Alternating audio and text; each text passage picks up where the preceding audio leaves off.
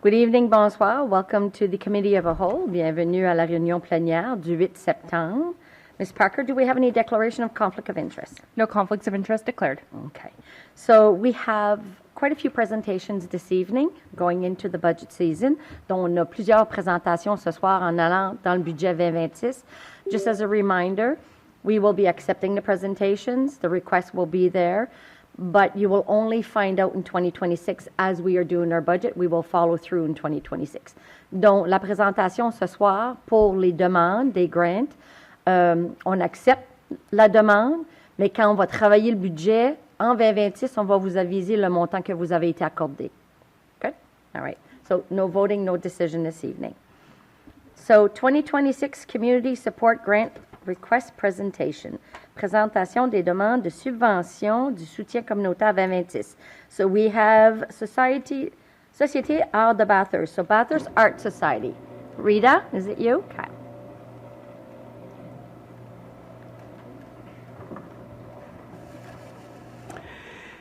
Thank you, Mayor Chamberlain and Council. We thank you very much for giving us this opportunity to present our request for grant. And for those of you who don't know me, I am Rita Mae Gates. I'm board member and president of the Bathurst Art Society. And my partner here is our board member and secretary, Janine Duguay, who is going to do the presentation. Thank you. So the Bathurst Art Society, our mission is to unite artists, artisans, and visual art enthusiasts, fostering friendship, cultural growth, networking, and the advancement of the arts. We are a nonprofit organization, and our board of directors is responsible for the management and operation of our society, which means being responsible for our organization's actions, its governance, and ensuring compliance with provincial and federal laws, including those related to nonprofit organizations and the bylaws created by our members of our organization. We've been established since 1991, and we became incorporated in 2004. And our membership is open to all individuals who share an interest in our association's purpose without any discrimination of race, color, gender, age, ability, perspective, religion, or national or ethnic origin. We partner with various groups in our community to create opportunities to encourage visual arts and initiatives and learning opportunities in all mediums to individuals of all ages. Last year we worked on a project at the Legion. Stephen Burnett was instrumental in having us go forward with that. And we also partner annually with Pauline Armstrong, who's at the Promenade Waterfront, on fun art initiatives.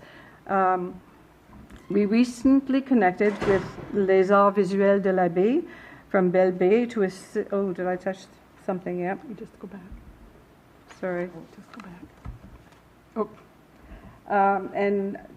From Belle Bay to assist them in creating their community, their constitution and bylaws, and we look forward to working with them to promote. It doesn't want to go. Okay. To promote art initiatives in our region. Okay. Nursing Homes Without Walls also has invited us to participate in various art ventures with interested participants from the community. A plénière art festival was held in downtown Bathurst this past month, and the New Brunswick Distillery was instrumental in allowing us to have a space for our artists at no charge and to register and to display their finished artwork. Paul Theriault from DBRC helped to promote the event and was one of the judges for the final event entries. Over 40 art pieces were on exhibit, and artists came from various areas throughout the province to participate, and it created a lot of interest in our community. It was really nice to see the turnout of people who were just trying to find the artists in the community to see what they were doing. We managed the operations of the Bay Breeze Art Gallery located at La Promenade Waterfront. Artwork of various styles and mediums are created by regional artists and displayed on our gallery walls and our boutique corners. Visitors to our gallery appreciate that such a gallery exists in our community and praise the amazing talent of our local artists. We rely on our members who volunteer their time to work at the gallery and who help to organize different community events and workshop sessions. We count on commissions from sales, financial support from our community sponsors, and the donations that we receive to help financially afford to maintain this gallery presence. So we are very grateful to the city for your support over the years, and especially the $7,000 grant that we received for 2025 operations. We also have a cultural discount that we receive on the rental cost of the gallery, which allows us to continue to maintain a gallery presence in our community. We have a real prime location down at the promenade, and we really appreciate it. This year has been seen a remarkable decline in sales. It seems to be that the trend is with cautious spending, and most purchasers are just leaning towards the lowest cost items. So we've seen a real decline. So our request is to you is for a $7,000 grant again from the City of Bathurst, and this amount will assist the operating costs of the Bay Breeze Art Gallery during our fiscal year 2026.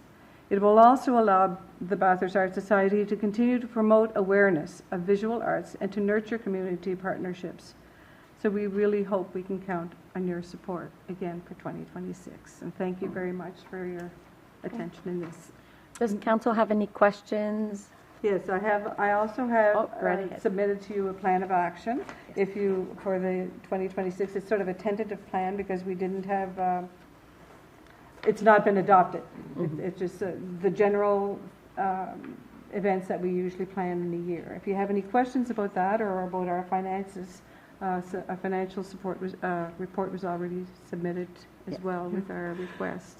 It might be interesting to note that our average commission is usually around 2,000, and we're not even halfway there. Okay. So the sales are really, we've had a lot of sales, but small ones. Small ones. Yeah. Okay. Councillor Burnett?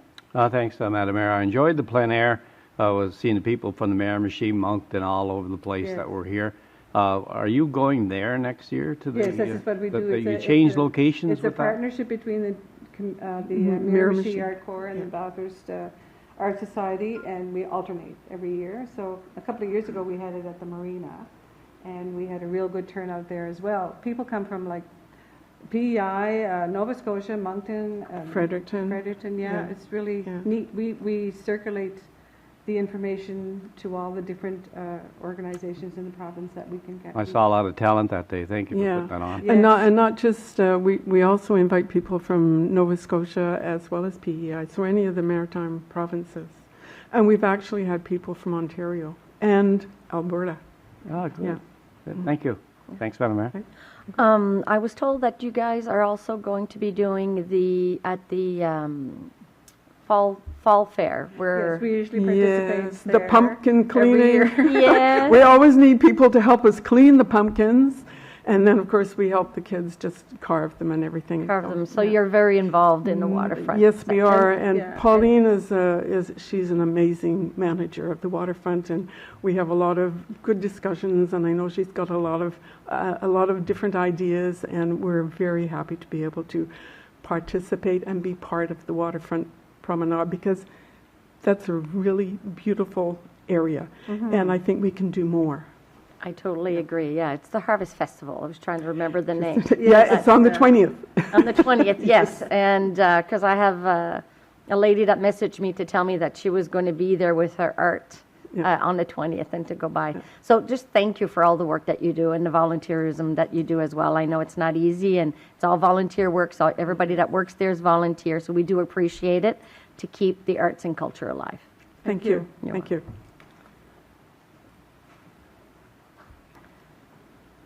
We are going to the Bathurst Heritage Museum. Well, hello. Hi. Okay, I'm going to just do a little bit of a talk here. So, Madam Mayor, Deputy Mayor, and councillors. So my name is Nancy Culligan-Brunner. I'm president of the Bathurst Heritage Trust Commission, Inc., otherwise known as the Bathurst Heritage Museum, and our building is otherwise known as the Old Library. So our funding comes from grants and donations. I'm going to just skip, though, to an area of the application that I sent in, just to give you a sense of, for those that don't know, what the museum does before we go into the actual budget. And I'll be able to see better if I have these on. Okay, so how the annual grant is of benefit to the City of Bathurst. It allows the Bathurst Heritage Museum to continue to exist by demonstrating that we are partnering for the good of the city. The Bathurst Heritage Museum has become a vibrant part of the city's personality and is indeed a focal point for both residents and visitors alike, drawing visitors from the greater Bathurst area as well as people from all over North America and beyond. We provide a way for people to look back on years past and see how Bathurst has developed. We educate students, citizens, and those from away about important pieces of Bathurst history. We often hear how visitors find themselves or their loved ones in the museum by either pictures or artifacts that were donated by them. We have digital programs of the local newspaper since its inception, and we have researchers that go so immersed into the newspapers that they forget the time. We get visitors so excited because they've discovered information on their family tree or genealogical records. We provide art and culture, highlight significant times like Remembrance Day exhibits, the Acadian Day exhibits by open houses. We provide research from both archives and genealogy. We engage younger students in groups like the school groups and the Girl Guide groups with scavenger hunts that they enjoy, but they're learning at the same time. Serving the community with our ever-popular vintage hat tea parties and entertaining the community with plays and concerts by local talented groups. As Charles Ramsey, our vice president, often says, it's the DNA of our region. So we want to enhance the museum to welcome more tourists to our beautiful city and to encourage local people to visit to keep the museum alive.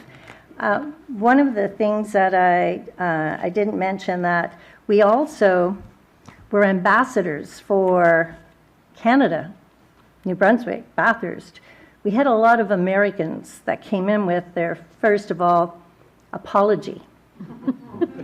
And then, you know, it's when you're trying to stay non-political, it's kind of hard because they bring it up right away. And several of them have been telling us that they're actually looking at places to move to Canada. So that was one of the big things. But we do have people from Europe and beyond that come into our museum, and they're really very, very pleased with the look of it. We had one person that was here last summer and came back again, and she was praising our flooring because she said the museum didn't smell quite as dank. So I'll lead into this, though. Well, let's go into the money part. And I know she was referring to the musty smell because of the age of the building.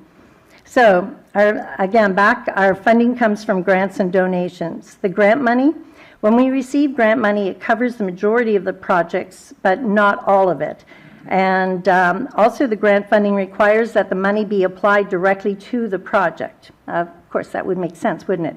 The donation money is also true as well. We have certain donors that have directed the project for the funds donated. So that leaves a limited amount of operating the museum, because the museum is housed in a 58-year-old building. We've been in the old library building 21 years, since January 2004. It was under the council and direction of Mayor Jay Merzero that we received the building, directed directly for the purpose of a museum. So in 2020, of course, there's infrastructure repairs that need to be on a 58-year-old building. And our repairs began in 2020 by replacing the caulking on both the inside and outside of the windows of the building. We repaired the exterior holes to stop the rain and snow from going between the walls. In 21, we had to replace the front entrance floor from a seriously dangerous situation where someone heavyset could have fallen through. Not only the physical harm, but also the liability was a huge concern. We've also changed 2 small bathrooms into a wheelchair accessible one. We changed Jesse's office that was quite cluttered with artifacts into a research room with 2 research desks for the purpose of the digital newspapers, as well as the digital artifacts that we have on our database. We've also replaced all of the fluorescent lighting with LED lighting. So all of that comes at quite a cost, but you've also changed the breaker panel box, the electrical breaker panel box. When the electrician looked at it, he just shook his head because of the danger that it actually would have if it had not been changed. And then this year we changed the 58-year-old flooring. The rotting carpet was held together with duct tape and packing tape. So imagine the dangers of children and seniors tripping. Again, we look at physical harm and the liability. The bonus was getting rid of the musty smell. We approached this as a 3 separate project entity, and we had 3 separate funding plans. The main floor was funded mostly by 2 estate donations. The basement floor was funded mostly by the Community Investment Fund grant from RDC. And we had applied for the $25K here through the city for the balcony level, but we received $5K. And so I loaned the museum $20,000 from my personal line of credit. So this is not the first time I've done that. I had to do that as well for the front entrance flooring. Now we have to manage expectations, and our grant application to the city is asking for help with operating costs, not with the infrastructure, because I work very hard at coming up with different grant solutions. There's still more to be done. We have 2 bathrooms downstairs that have to be changed for accessibility. We have a ramp that needs to be just adjusted. It's been built, but it has to be adjusted a little bit. And there's a few other things that really have to be done, but again, I have to pace it with whatever grants I'm working towards to have that applied. The bathroom ones, I'm going to go towards accessibility grants. So what we really need, though, is help with operating costs. So when I first started the financial side of things with the museum, the hydro cost was $17,592. Now, that's down, so we're down in around the $14,000, because caulking the windows was a big help. We replaced single pane windows with double pane. There's still more windows that have to really be replaced, but again, grants. But the hydro now is running around the $13,000 to $14,000. The water and sewage is about around $1,000, and our insurance is, I put in $6,400 as an estimate, but it really is going up like $400 or $500. So it's going to be closer to $7,000 this year. So like everything else, everything costs more. And so I'm respectfully requesting $22,000 from the city. I wanted to also mention that the museum itself it enriches the city too, because, like, for instance, we're hosting the provincial AGM for the AHNB, the Association Heritage New Brunswick.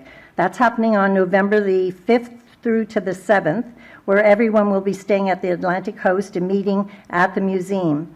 We'll also be debuting a theater presentation by Kevin Mann as the lead-in. So I'm going to take this opportunity to put you on the spot, Madam Mayor. Okay. I would like you to come on the opening night to welcome I have no bilingualism, I'm sorry, unilingual, but I think you, as a representative of our city, it would be wonderful if you could actually welcome them. What date? That's November the 5th. November 5th. At the Atlantic Coast. Actually, it's going to be at the Atlantic Coast, and then everybody moves to the museum itself. So And so everyone is going to be, money is going to be spent in the city at that time. So, and this is just part of it, you know, like it's, we're deeply in an association with Papineau First Nation. We've had Gilbert Sewell up until his death. He was very active with our display on the Indigenous. His grandsons were part of our student body in our genealogy room. We were closely associated as well because we become the home of the Acadian display for the local Acadians, also for the Irish, also for the Scottish.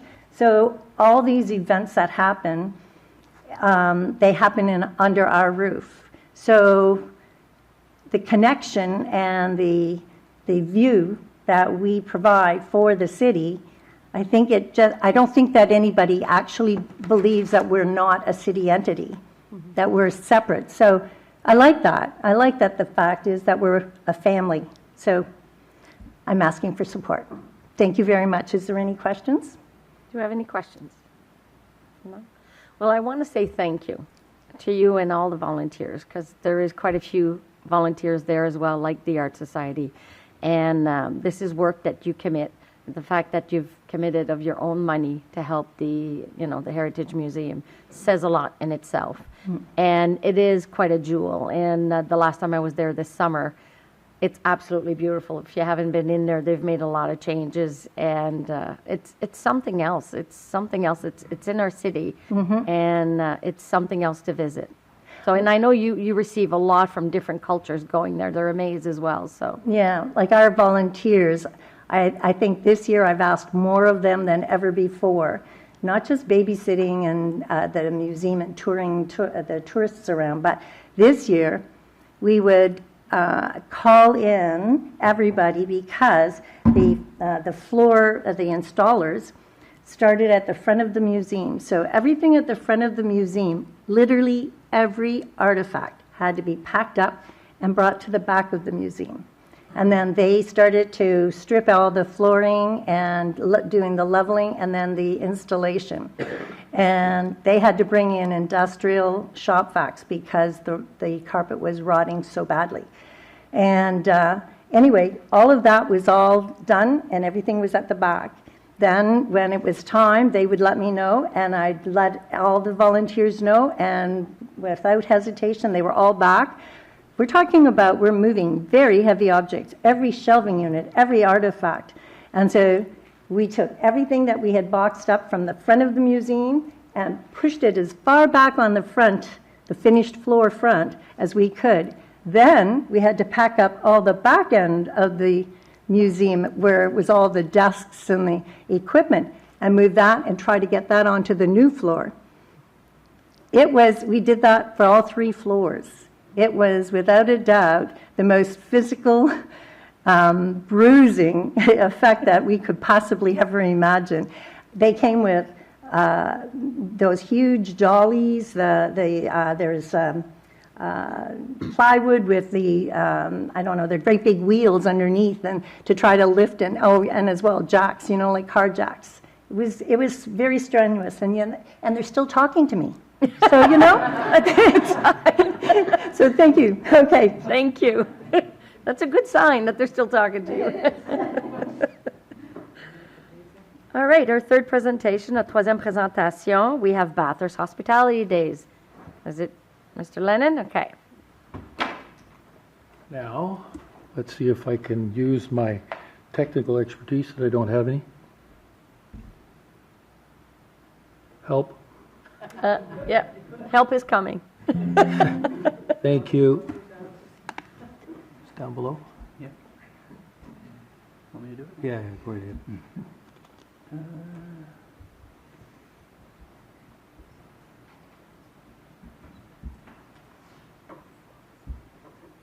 You can't find it either. Perfect. Hospitality Days, there we go. That's the one, right? Amy Lynn tricked me. There you go. Thank you. Left and right. Yeah. Your Honor, Mayor Chamberlain, councilors, thank you very much for having us here. I'm Bob Lennon. I'm president of the Hospitality Days for 2025 and 2026. As you can see, these pink shirts are represented through the other two members that are here tonight with us, Pierre Freire and Claude Doucet. And Dale didn't want to wear his shirt because it clashed with his eye color. But other than that, we got a couple of members that aren't here. But I just want to cover a few things and then go to our ask. I think that this year, I want to first and foremost thank the City of Bathurst for supporting this festival. The employees of the City of Bathurst that graciously gave their time and come and helped us out. And, you know, they were all a call away. When we needed something, they were there. And it was very helpful to have. And there's people that were at the shows and they'd come and say, listen, if you need anything, I'm here. So if there was a power outage or something, the electricians were there. This was great to have. Success. Everybody that we talked to said they had a great time. There was no issues anywhere, and I'm serious. There was no issues anywhere in any of the events that I heard of. Everything's flowed really good. And for us as a committee, having no stress and that kind of stuff, it's great. You know, it made it easy for everybody as we went through. And a couple of things that we did this year that was a focus. You mentioned a while ago about a lot of the U.S. Visitors coming. Well, one thing that we did is we focused on 100% Canadian talent. And that was a big thing, and it was real important for us to do.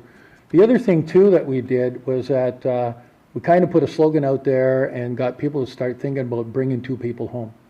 And it was one of the things that we continuously passed the message on.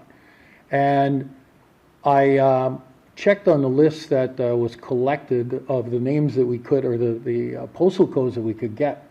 And out of the postal codes, and it was a small amount, sample size was like 650 different postal codes we picked up, but 32% of the people that came to the festival and bought tickets were 75 kilometers and further out. So we're bringing people from outside. And a lot of them, as you could see if you were around in any of the events, a lot of them were local people that had moved away and came back home. So it was a strategy that we had and one that we wanted to definitely keep on pushing towards.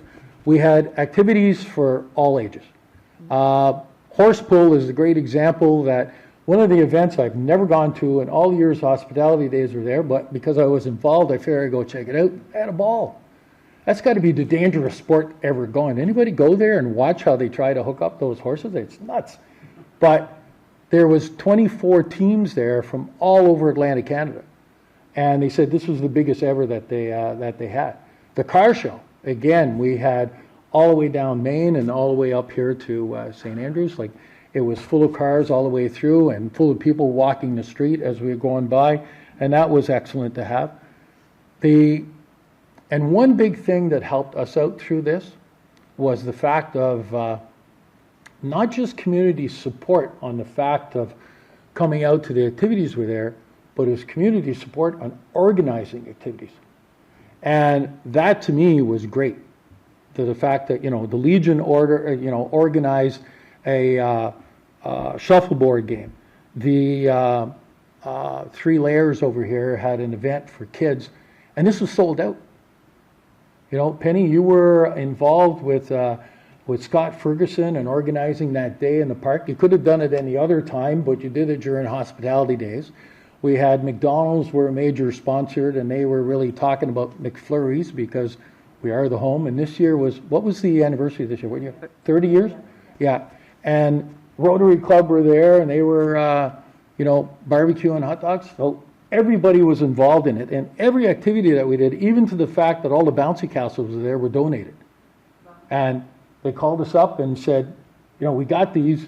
Is there an activity? And we went, guess what? We know some people that are organizing something for kids. So, you know, perfect time and to go. Seniors Night at the Curling Club, again, another sold out event. And this was an event that they had all kinds of activities going on and sports going on in the rink. And then nice hot day, so we had to bring in a whole pile of extra fans. We didn't want any seniors dropping down because of it. But those activities went on in the festivities on the rink. Then they had a meal for them, and then there was a dance afterwards, and everybody was having a blast. And it was, again, another sold-out event. The Tea Party. Another sold-out event. And that was at your building. And then in the old post office, that was kind of the one activity that had never been done before, but this was organized by the students that we had working here, was a scavenger hunt. And the interesting part about this is that there was a pretty good prize. So the prize was a whole bunch of fireworks. Value, I think, was about $2,000. And then plus, and that was all donated by the guys that were firing off the fireworks on the bridge. And then whoever won were up on top of the tower for a pizza meal. And food was all donated by local restaurants for a family that was up there. And the family were from out of town. They're from Toronto. And they were here, and they were related to the Levines, and everybody was together, and they went through the scavenger hunt and won, and we're up there. So brought people from outside. It was another great activity, and it was something that was organized by the students that we had. Dog show, Emilien, you were involved with that, and that went off really good. It's kind of neat to see all these animals with funny costumes and stuff. The food trucks, there's more food trucks than we've ever had before that were at the event at Vickers Field, but we're also here for the fireworks. Unfortunately, we had to cancel a parade because of they were announcing bad weather, and we pushed back the fireworks one night. That was easy to push back. The parade we couldn't push back. Unfortunately, it didn't happen. Now, the other big thing that we always associate the festival with is the music that's being played in Vickers Field. Well, La Cave Media, which is a local media company that we have here that do absolutely great work, they helped us put together a commercial that went out on CHAU TV and was spotted all the way from Rimouski, all the way over to Edmundston, and covered all the way to the peninsula and down to Caracat. So La Cave Media were the ones that put everything together for us for a social media post, but also that was used in that commercial. They also put out stuff on social media every single day that was from the day before. And so they had drones, they had pictures of the events, and then Pascal, she was going around taking pictures of people, and that's what it was. And everybody, and if there's ever the city need any of this, these pictures, they're all available. So video, anything that you have, if you're organizing an event, you want to put that in there, or you're talking about branding, there's all kinds of stuff there. But she took pictures of people walking around. And one of the key things we learned from that was everybody was happy to see all the people that were there. Now, Mrs. Fournier here, that I need to talk about her story for a second, because first night that I seen her at on Thursday night that I seen her at the show, she said, I got bad hips. She said, I'm going to make it one night. Friday night, I seen her again.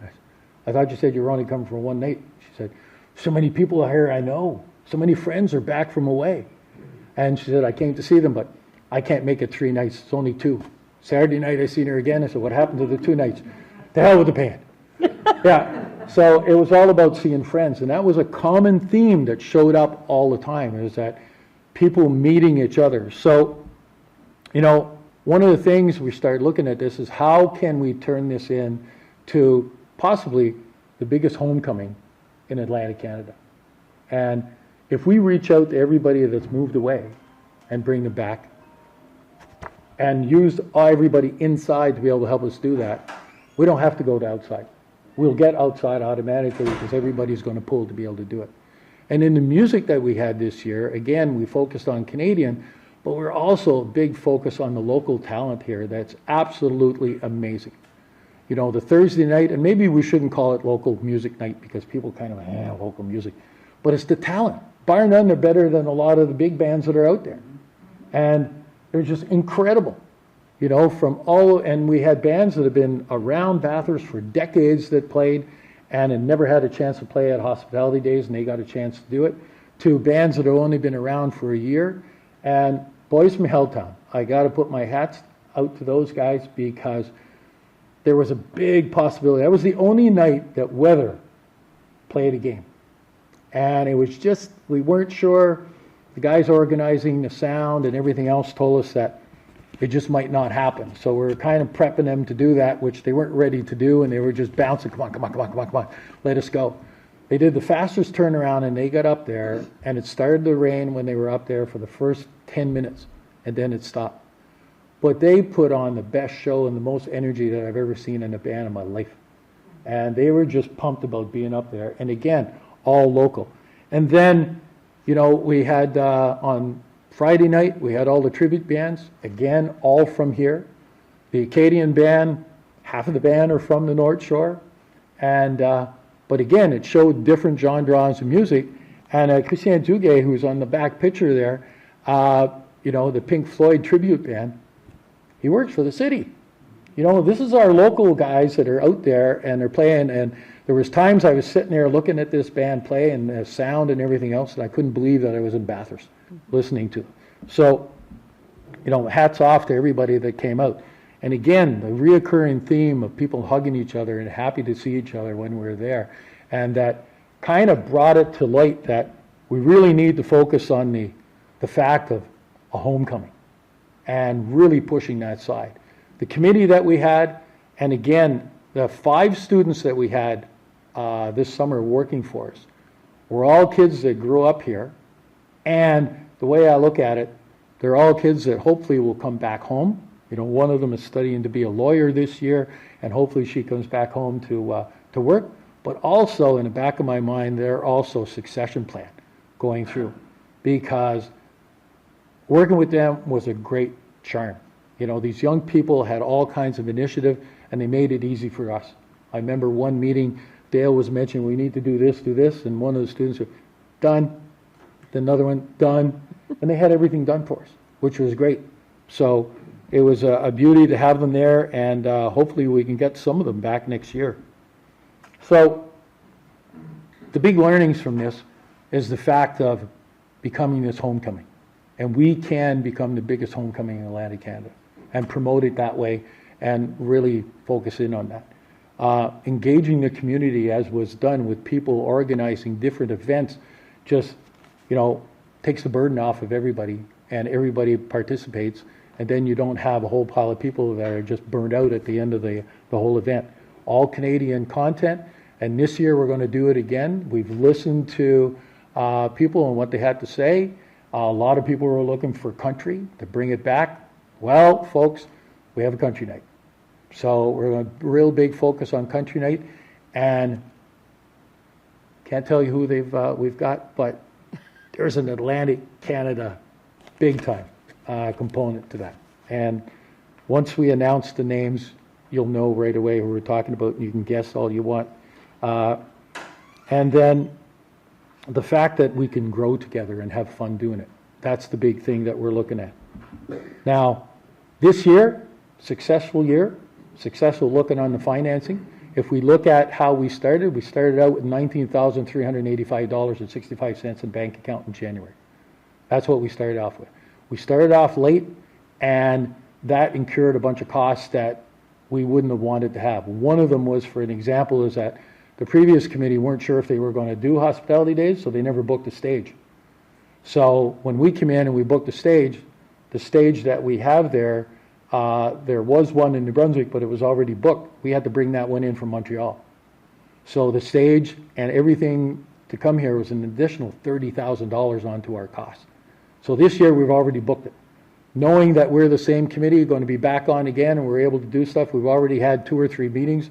We actually had a meeting on Sunday morning of the festival, which is rare, because normally when the end of the music is done, everybody's going home, said, to hell with this, I'm not doing this again, I don't want to be involved with this anymore, it's taking too much time. And here we were on the ball field picking stuff up and talking about, all right, we can do this next year, we can add this on, we can do this and do this. So we're already talking about it then. And so we're well ahead of the curve. Sponsorship this year, we had close to $250,000 in sponsorship, which without it, we wouldn't be able to do it, because if you look at what our cost is, you know, we're up to close to $700,000. And that's starting to be a pretty big event when you look at it. And I've compared that to Blues de la Baie and to Festival des Rameurs, and Blues de la Baie are close to $200,000 for their event. So, we're 3 times, a little bit more than that to be able to pull this off. So without sponsorship, we wouldn't be able to do it. And we're going to start off this year with close to $40,000 in the bank account. So that'll allow us to book the bands ahead of time and stuff. And we're already ahead of the game with most of the bands already booked. So, and we'll be announcing that shortly. So, next year, Hospitality Days, 14th of July to the 19th of July. What that's been able to do for us, being able to start early and not being 4 months behind, it's the fact that we can go out and get more advertising, more sponsorship money. We have more time to organize stuff. We can do pre-advance ticket sales and start selling tickets pre-Christmas, so there can be Christmas gifts that are out there. Booking the bands, that's already off the cart, which last year we're trying to do that in January, and Dale can tell you some stories where some bands we thought we could get, they cancel. Oh no, we got a better gigs going on someplace else, and we went through in some cases 4 bands before we finally get one to come in. So that makes a big issue. And then the other thing that we're doing is that, personally, I have no plans on sticking around to organize and be president of the festival for the next 10 years. So one of the things we're doing is that we're starting to look at mentoring some new people to step into our roles, bringing them in now, showing them what has to be done, and then stepping back, letting them organize, and then we can stay in the background and help them out more like of a board of directors, and that's what we plan on doing. That's an issue that's happening not just here, it's happening in Petit with the festivals that are going on there, and we plan on meeting with them to see what we can do to be able to organize things, and so they should be able to, together, hopefully we can get stuff done. I know that this picture that I'm showing has kind of sparked a few questions and stuff going there. But the whole thing is that if you don't start putting a vision out to people, because one of the things that we learned through this is that everybody this year when I took over, they come up to me, hey, we need to get Jelly Roll. We need to get Bryan Adams. You realize what those bands cost? Like Jelly Roll is 1.5 million or 1.4 million. Bryan Adams is $800 and some thousand. We can't do that in Bakersfield. And we don't have the infrastructure to do that in our city. Just trying to get people in hotels and stuff, if you have a band like Jelly Roll to come in here, what are you going to do? So part of that was just saying, listen, we can start using Hospitality Days as a stepping stone, as a fundraising method of being able to kickstart something. Here's an idea, a concept. We're not telling people we have to do it. We're just saying this is something we can do. If we all put our heads together and we all say what it can bring to the city as economic development, we can work together to make this happen. And so we engaged CLAD to kind of give us this little drawing that shows that if there's a green space in the old Smurfette Stone area, let's use it for something and use it for something that we can monetize and make money for and get people to come here and be a draw for drawing people in and be kind of the stepping stone to an opportunity to economical development. And here's my final question before I leave, is that you're probably wondering I didn't come here just to talk about this, but there is an ask. And what I'm asking is that last year the city were very generous in helping us out with a $50,000 sponsorship, and we're asking for the same amount again this year. Okay. Questions? Yep, we'll go to questions. I just want to, again, thank Hospitality Days and the committee for the wonderful work that you do. I attended. I absolutely love Hospitality Days. I take my vacation during that time, and it was really good. I mean, the Friday evening I went with my daughter. It was her birthday, so my husband was the DD and picked us up, and it was really good. Like the overall whole festival is something to talk about. People talk about it for weeks on end after even after it's done. So we do have a question or a comment from Councillor Anderson. Thank you, Your Worship. Thanks for the presentation, Bob. We don't own that property, right? Oh, I know that. Just got the vision's got to start Put somewhere. that out there in the universe, but that's provincial land. Oh no, I knew that. Okay. Yeah. Question for you. On your budget, you have in-kind sponsorship, is that primarily from the city of Bathurst, that 31.5? No, I didn't even include the city of Bathurst in that one. That's basically people giving us gifts, pizza vouchers, everything that we're... 31,000 worth of pizza. Not just pizza, but everything, gifts that because we also sponsor every other event. Okay. We might not be organizing, like the seniors event, we pay for the meals, we put in all the gifts that are there.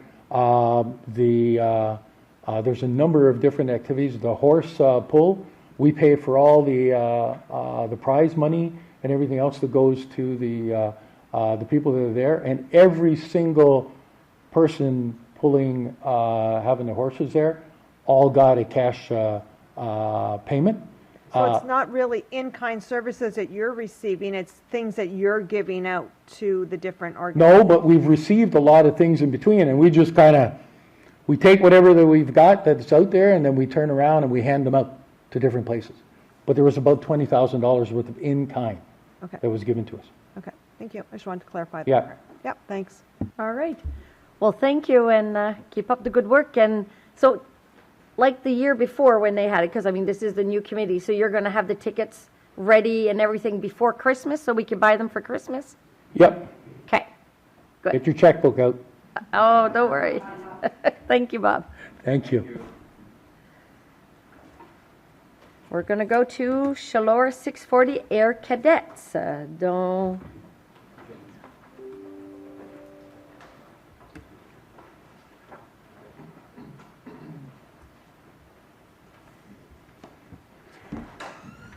Good evening, everyone. Mayor Chamberlain, councillors. My name is John Evans. I am the Regional Director for the Air Cadet League of New Brunswick for 640 Chaleur Squadron, and we are the main sponsor for that squadron. I'm also the second Vice President for the New Brunswick Air Cadet League of Canada. So I'm here to give you a little bit of background about what the Air Cadets do, which I'm sure a lot of you are aware. We are a youth program, part of a national program that is for youth from age 12 to 18. Our cadets work for, and sorry, excuse me, bit of a headache going on. They develop community service skills, leadership, citizenship. Also, our cadets are very active in the Poppy campaign for the Legion here, which helps with the veterans, which we all know, especially in Atlantic Canada, there's so many veterans in comparison to the rest of Canada. That help is definitely needed. They also learn a bit about self-discipline, volunteerism, and other areas. What the Department of National Defence does provide a large portion of the budget that's required to run this unit. And what they supply is the uniforms for the cadets. They provide the staff, the training syllabus, and any other mandatory training that's required. The League, which is the partner with the DND, provides the alternative or the extracurricular activities, and we also are the administrators and the keepers of the non-public funds, just because the government can't keep public fund or can't keep private funds, so we look after that and administer that. What we do is we also promote promote social activities. We cover cultural trips, band equipment, training facilities, transportation. A big part of our money goes towards liability insurance, which you can imagine is high no matter where you are. We also provide awards and recognition. You never know it, but we do provide a public speaking program as well that's really benefited a lot of our youth. And all the adult volunteers from the League side of things are all volunteers. There are no paid positions there.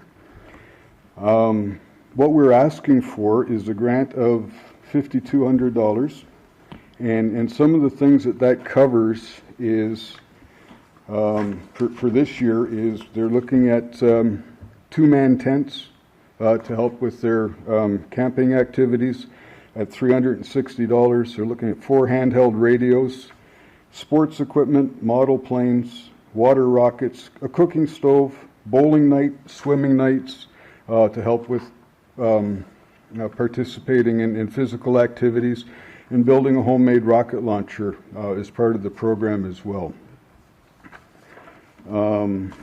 I'm not sure what else you need other than that. Like I say, this is my first time coming in and doing a presentation like this, so as you can see, I'm a little bit nervous, but I'm open to any questions if you need more than what I've given you. All right, so we do. Councillor Willett? Thank you, Madam Mayor. No, I think it's a great organization. Myself and my 5 brothers went through it. I'm a graduate from Senior Leaders course in Cold Lake, Alberta. So it gets teenagers to be able to travel across the country, to meet other people everywhere. It's fantastic. I remember back in the day we used to have Tag Day. I don't think they have that anymore for funding and that. But to get the experience of going up in a glider and flying in a glider and flying other aircrafts around the country was pretty fantastic when you're 12 to 14 years old. So the great thing about it is when I was 12 years old, I took the bus to go with the Air Cadets, and hopefully very soon we'll be able to take the bus to go with the Air Cadets again.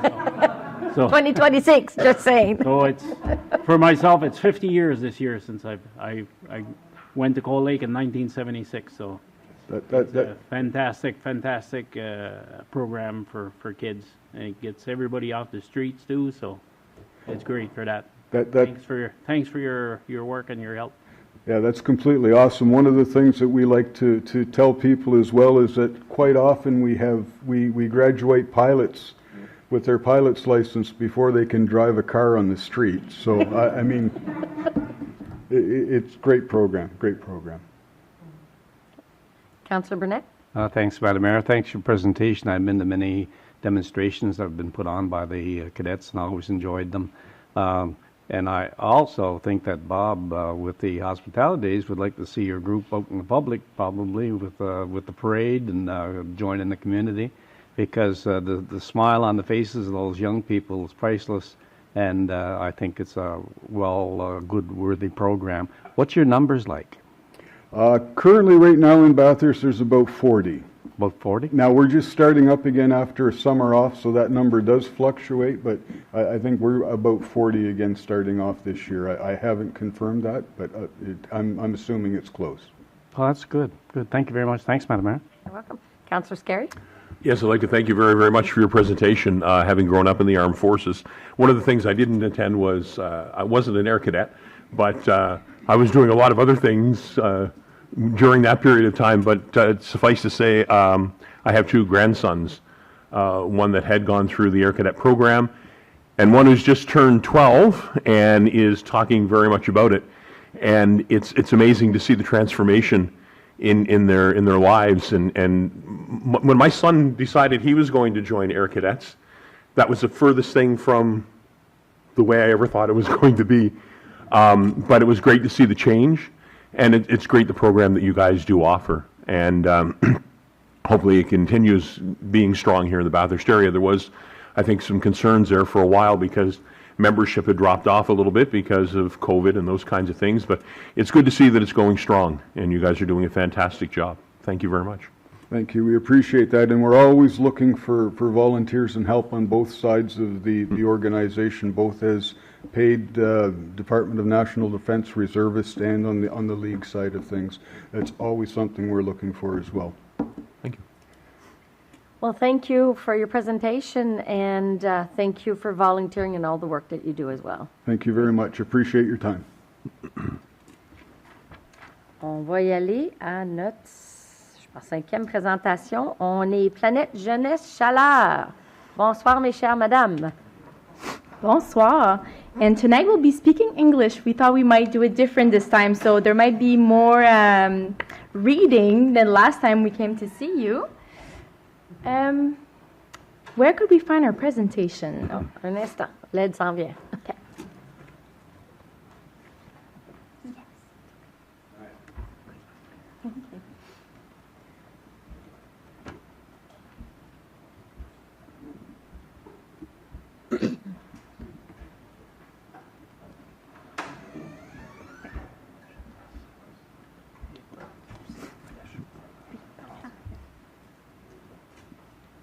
It's funny how we work with computers all day, but when you're in front of a podium starting to present to a bunch of people, you forget how to use a computer again.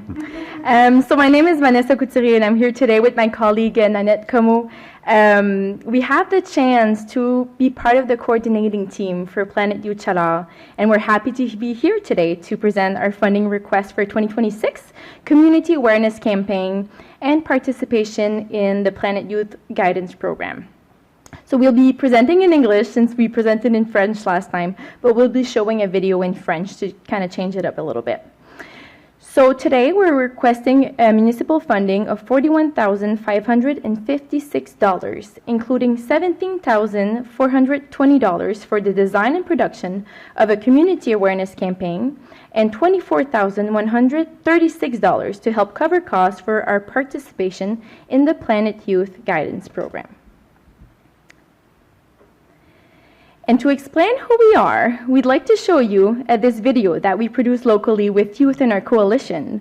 This video, as I said, will be shown in French, but we will share the links of the videos, both French and English, in the chat for the Facebook live stream for those who will wish to watch it in English or wish to watch it later.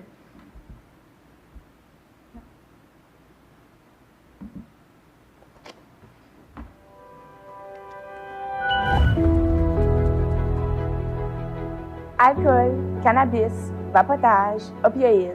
On est exposé à tout ça aujourd'hui sans même comprendre les risques. Ce n'est pas juste une question de choix quand toutes les substances sont partout et faciles d'accès. Comment on est censé dire non? On grandit dans une société où l'alcool est normalisé, mais on ne se questionne que quand ça devient un problème. On nous parle toujours des conséquences, mais jamais des raisons qui nous poussent à consommer. Ce n'est pas suffisant de simplement nous dire « dites non aux drogues et à l'alcool ». S'il n'y a rien qui change autour de nous, pourquoi on s'attend à ce que nous, on change?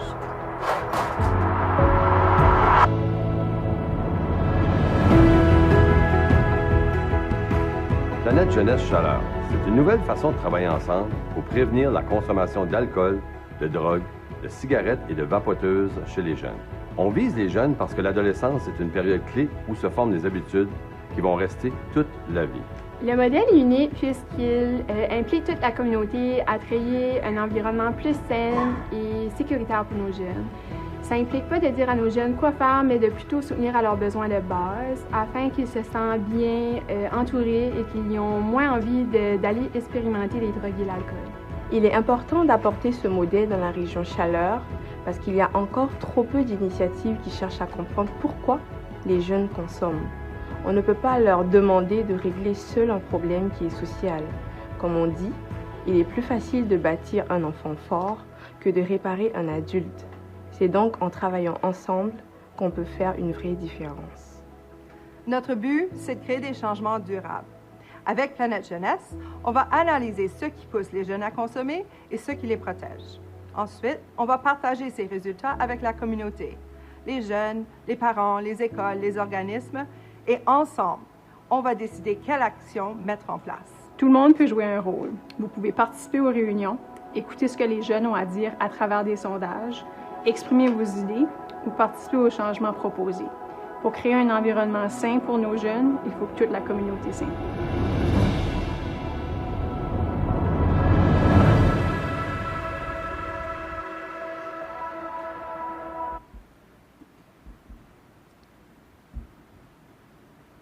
So about us, Planet Youth Chaleur is a community-driven initiative inspired by the Icelandic prevention model. Our mission is to prevent youth substance use by creating healthy, safe, and supportive environment for their growth and also their well-being. We aim to work with the entire community, so family, school, organization, municipalities, and this is to build a culture of primary prevention. So by primary prevention, we mean that we want to address the risks and protective factor linked to substance use. We want to inspire changes so youth will not be exposed or tempted to experiment with drugs and alcohol. This initiative is a partnership between Vitality Health Network Public Health and the Chaleur Regional Service Commission, and Vanessa and I coordinate the initiative on the field, and the Regional Service Commission is our host organization. So with this said, 100% of the fund received for Planet Youth Chaleur go directly for the project. So if we look at the context and approach, in order for you to understand our funding request, we'd like to share a little bit about our process for the upcoming months. So in the fall of this year, we will administer a student survey. This will be administered in both high school and the 10th grade. The survey will assess substance use patterns and protective and risk factors across 4 key areas, which are school, family, peer, and leisure.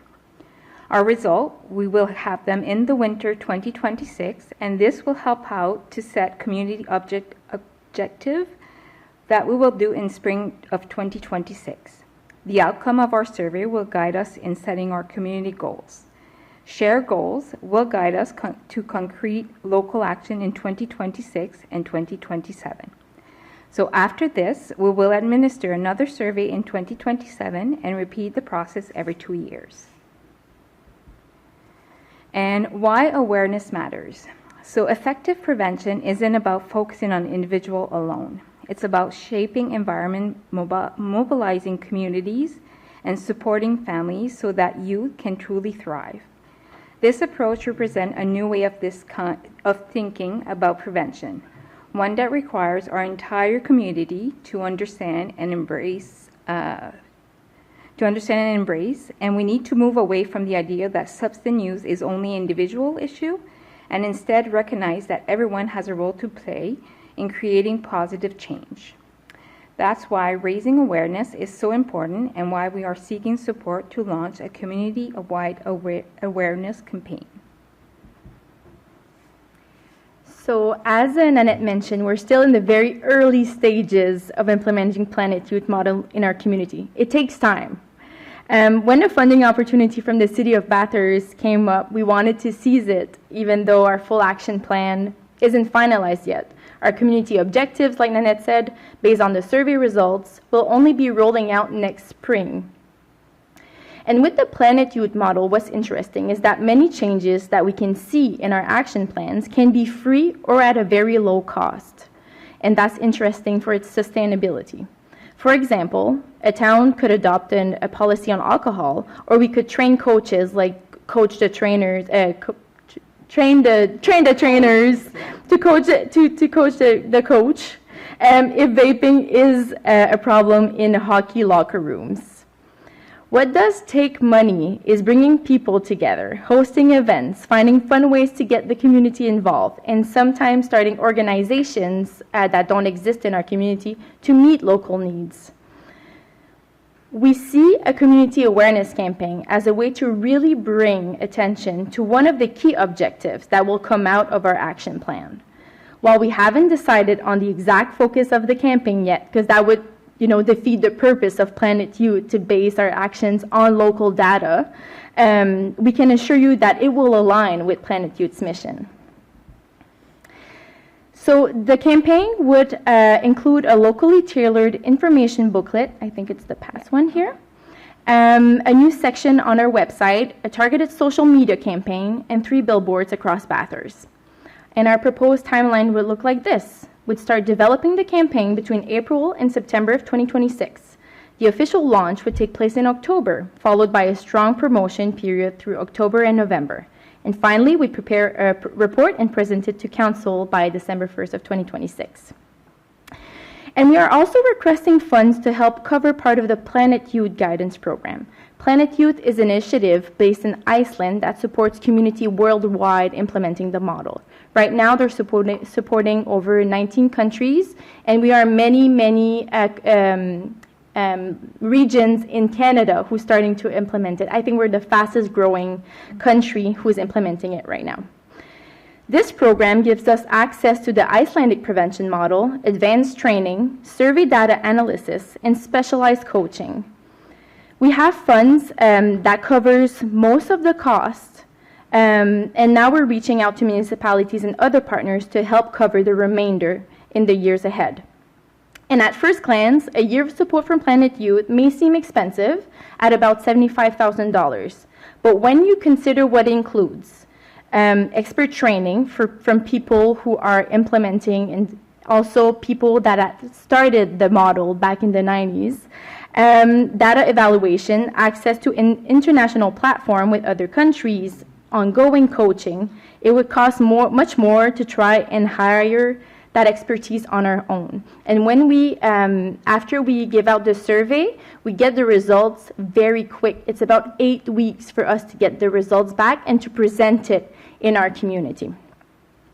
And on a positive note, the project manager who supports all of North America is based right here in New Brunswick with us.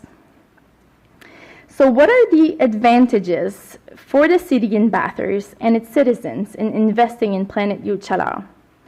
By tackling risk factors early, we can prevent problems down the road, like addiction, mental health struggles, or risky behaviors. And healthier youth means stronger schools, safer neighborhoods, and less pressure on local services. And Planet Youth also brings everyone together. And we have to say, the World Health Organization is now declaring loneliness as a major public health issue. So we have to come back to the roots and bring people together. It shows our young people that the whole community is behind them. And then finally, by investing now, the city of Bathurst positions itself as a leader in prevention. That means fewer costs later in policing, healthcare, and other programs. And it strengthens Bathurst's reputation as a safe, family-friendly place to live, work, and invest. Now, you might not see a complete change in the issue by the end of 2026. We want to see change quick, but that's just not how it happens. What we hope is that you can trust us in building a community culture where preventing substance use is truly a collective effort. And now we know that we are asking for a generous amount, and we understand that, you know, it might not be the whole amount that might be available, but every little bit counts. And we thank you for taking the time to listen to us today. Is there any questions? Councillor Anderson? Thank you, Your Worship. Thank you very much for the presentation. Very informative, and I love the initiative. Just have a couple financial questions. Yes. I noticed that the request initially came in from the Regional Service Commission. So is this program being managed by the Regional Service Commission, or it is? So we have a... I will answer in French, is that okay? Sure. Yes. Donc, on a une entente entre la Commission des services régionaux chaleur, qui est l'organisme hôte, et la santé publique où nous, on coordonne à l'échelle locale. On a une entente, donc l'organisme hôte reçoit les fonds et nous soutiennent dans la gestion des fonds. Dans l'organisation, c'est Nanette et moi et notre coalition locale qui gère l'initiative là, à l'échelle locale. C'est une nouvelle façon qu'on a trouvé de travailler ensemble pour garder l'initiative vraiment dans la communauté. Okay, so other than the $41,500 that you're requesting tonight, that's specifically from the City of Bathurst. That is there going to be another portion that's going to be part of the Regional Service Commission budget next month or the next coming months? We did not ask for that.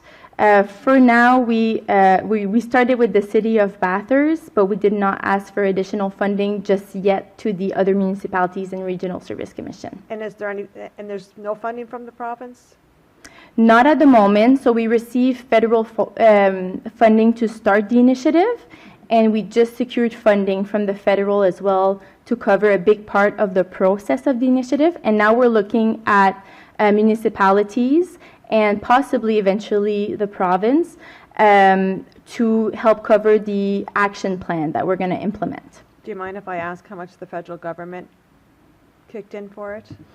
It's currently being signed right now, so I can't share the exact moment. There's going to be a public announcement coming very, very soon. But the funding that we received in the past year was $137,500. Okay, great. Thank you very much. All right. Councillor Burnett? Thanks, Madam Mayor. Thanks for your presentation. Being a retired teacher, I've seen youth that need help all the way through their schooling and that. And I noticed your video was in the schools. So are you going to work in partnership with the schools? Or are you going to work in partnership with the different social agencies that are out there and in the schools that we have? So how will that work? So we actually have a coalition base of around 30 members, and we can provide you the list. We presented it last time we came in May. So we have partners who's involved from the schools, both ESN and BHS. Eventually, we're going to look at also younger schools, younger age groups, and we have a very large list going from Pabineau First Nation, all of municipalities, government representative, mental health, social development, and the list goes on, and we can share that with you. So we have a group of people who were making the decisions together, and we're going to be implementing the action plan together. Thank you very much. Thanks, Madam Mayor. Deputy Mayor Knowles? Thank you, Madam Mayor. Thanks to you and your team for the work you're doing and are going to do in the future. Obviously, you have an ambitious plan. I wish you much success. What's your target audience? Is it just high school age or like middle school? What? We don't have an age for youth. So we're going to survey 15-year-olds because that's what has been recognized internationally as the year where youth will start experimenting more with substances and possibly, create lifelong habits. But we will not have an age just because when you look at protective and risk factors, you might look at even doing interventions for young children as well. So because we want to prevent it, right, in advance, so we don't want to limit to a specific age group. Thank you for that, and good luck in the future. Thank you. Councillor Hondas? Thank you, Madam Mayor. Chaleur Planet Youth, so Chaleur, it's not just Bathurst. I was just wondering, are you going to be making this presentation to other communities, surrounding communities, and because maybe that 41,000, if we could split it up, would make it a lot easier on just Definitely. Yeah. Yes, we're going to meet the town of Belle Bay and as well as the town of Belledune as well, the village of Belledune. Yep, you're good. You got disconnected. I'm sorry. Okay, thank you. The question is, are you going to be asking 41,000 from each community, or are you going to the amount divided by whoever's interested in helping out? So so this is the first funding application that came up with a specific deadline. So we went with this one. We're going to need funding for the years to come as well. We're going to need funding for the 2026 action plan. That might be something else as well. And as well as to cover for the Planet Youth Guidance Program for 2027 and 2028. Okay, parfait. Merci. Beau travail. Continuez. Merci. Merci pour le beau travail que vous faites. Nos jeunes sont la priorité. Donc, fait 3 fois que je reçois la présentation. And I'll go back to English. So you're registered as a nonprofit organization? No. Okay. No. So you're just following the structure of Planet Youth? Yeah. Okay. Exactly. We're a community initiative. We're a model we're implementing in the region. And that's why for the very beginning, we use the model of aligning with the Regional Service Commission. It simplifies a lot of things while aligning what the Chaleur Regional Service Commission and Vitalité Health Network Public Health already were aiming to do for work. So we went with a fluid structure, and we'll see in the future what it will reserve if we're going to register as a nonprofit or not. Okay. All right. Merci beaucoup. Merci. We have a presentation from Roy Consultant for Miramichi Avenue.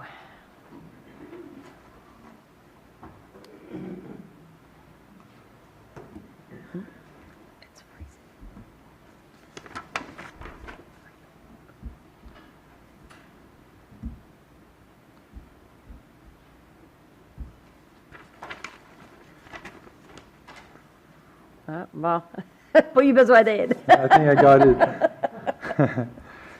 All right. Merci tout le monde. Thank you very much. So I'll be presenting today the Miramichi Avenue lane reduction study that we did for the city of Bathurst. So the content of the presentation is as follows. So we'll go over the introduction of the purpose of the study, project overview, background, study approach.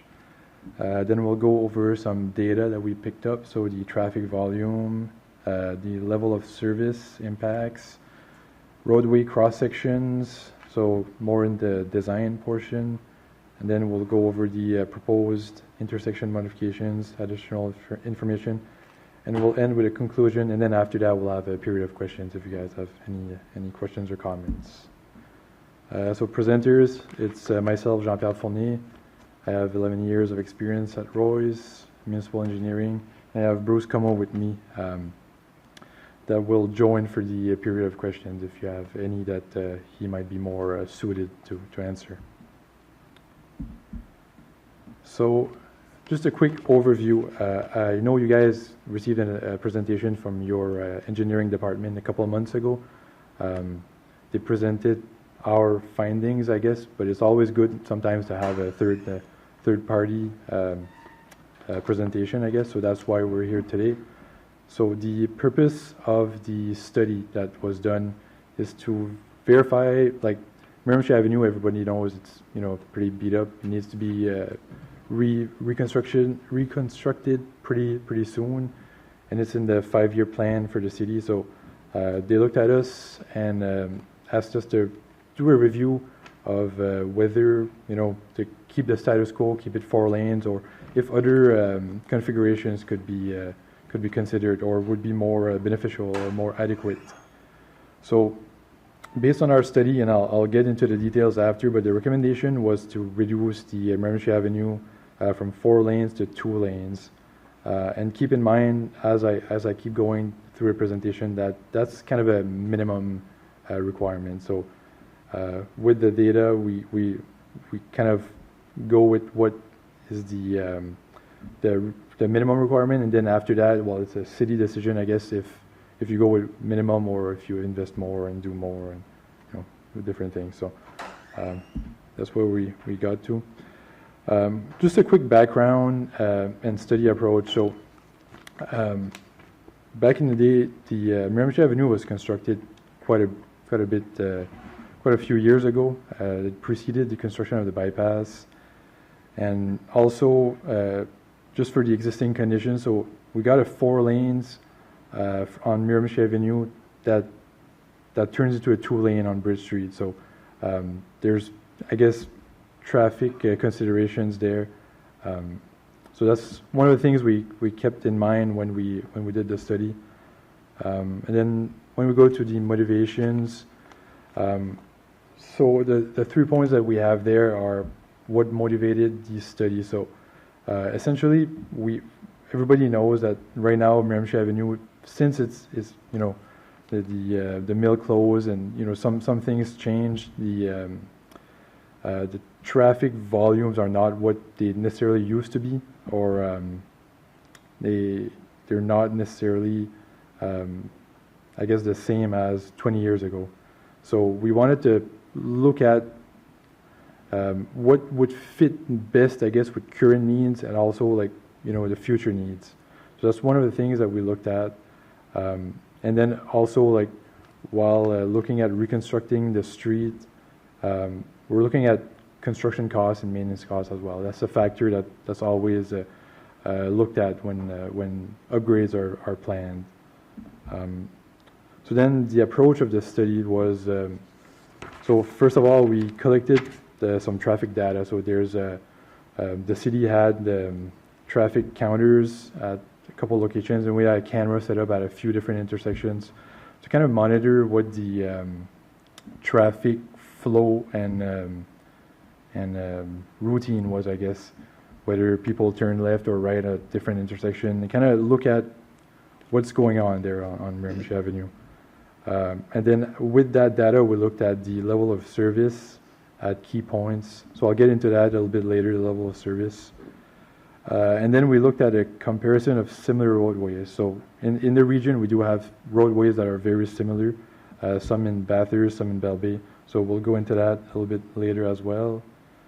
And then we kind of looked at an understanding of future development, but keep in mind that we looked at the data for right now. We didn't do a urban planning exercise, so that might be something to consider in the future.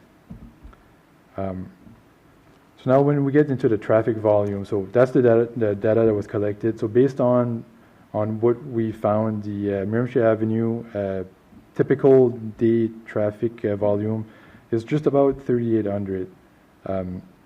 So when we look at in the I guess in the Transportation Association of Canada, they have like different thresholds for different types of roads and things like that. So typically for a 4-lane roadway, you would need to see roughly between 15 and 20,000 cars a day to justify having that type of infrastructure. So if we just do a quick math exercise, that means we would need to grow, give or take, 300%, to meet that threshold. It doesn't mean that, that's the only requirement for 4 lanes, but it's one of the things that we looked at. So with that traffic volume in mind, we looked at the comparison with different streets in the area. So there's Vanier Boulevard that has just about 10,600 vehicles a day. It's also a 2-lane, and most of it, anyways, there's left turn lanes in some areas are more heavily trafficked. And then we have Route 134, that's Rue Principale in Beresford or Belle now, at the Tim Hortons. And then there was another area in Beresford, but both areas were just about 12,000 vehicles a day. Again, they all have 2-lane roadways. They function relatively well with that traffic volume. So both Vanier and Rue Principale and Beresford are 2-lane highways that have roughly 3 times more traffic than Miramichi Avenue. And then when we look at Saint Anne Street, which is a pretty busy street in town, it has 3 lanes in most of it, or the busiest section of it, and we're seeing 8,000 to 9,000 vehicles a day in that section. So it just about double or close to triple Miramichi Avenue. So just the same data, but shown differently in a table. I think that you guys saw last time when Matthew presented the information. So we see Miramichi Avenue at the very bottom, and then in blue are the 2 examples for 2-lane roadways that I just went through, and then in red are the threshold for like the minimum and maximum for 4-lane roadways. So we see we're quite a bit off in that sense. Now the level of service. So that's where that's what we look at. So level of service, it essentially means how long you'll wait for a left turn or the red light or stop and things like that. So it's in terms of seconds. So there's different levels, or A, B, C, D, E, and F. Typically, if you're between A and E, it's acceptable. F is where improvements are required. So A to C is in green in the figure that's there. So they're what you're hoping to get everywhere if you can. D means normally that you're close to maximum capacity for your roadway, and E means you're at maximum capacity. So a level of service of E is normally acceptable if you're not expecting growth, or if you're okay with the situation that you have now. So the way it works is a number of seconds. So like level of service A is like 0 to 10 seconds you wait. B is like 10 to 20. I don't remember all the different ranking there, but it's all like relatively small numbers of seconds. So based on what we did is the data that we collected with the volume of traffic that was entered into a software that's used to simulate different scenarios. So we can simulate what's happening now and then compare it to proposed upgrades, I guess. So what was done is a comparison of the existing traffic versus reducing Miramichi Avenue to 2 lanes. And we wanted to see what the impact on the level of service would be by doing so.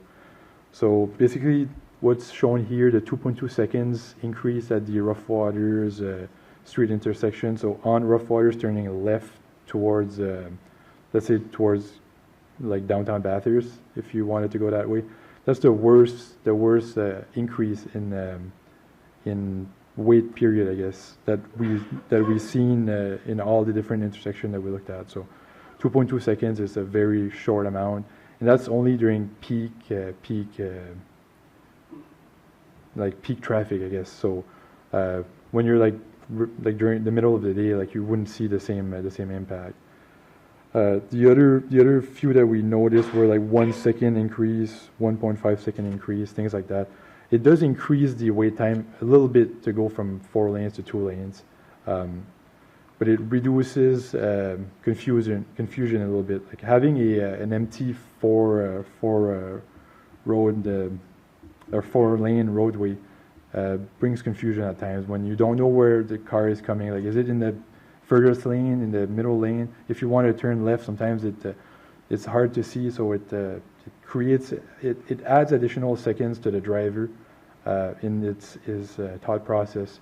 So that's not necessarily something that's factored in those in the model, I guess, that was built, because it's hard to go into driver the driver psychology and things like that. But anyways, the main thing to keep in mind here is that level of service D and E are normally considered to be acceptable within municipalities. Some municipalities limit it to D as the worst case that they accept, but others they accept E.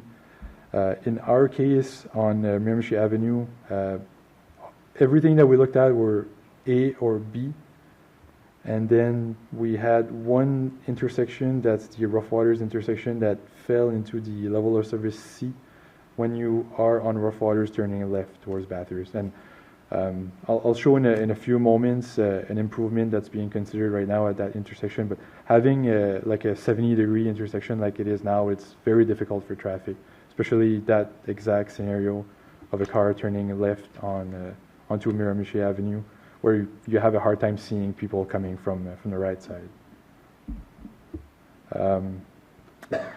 Now we're just going to go over a few different cross sections. So like Miramichi Avenue right now is 4 lanes with sidewalks on both sides.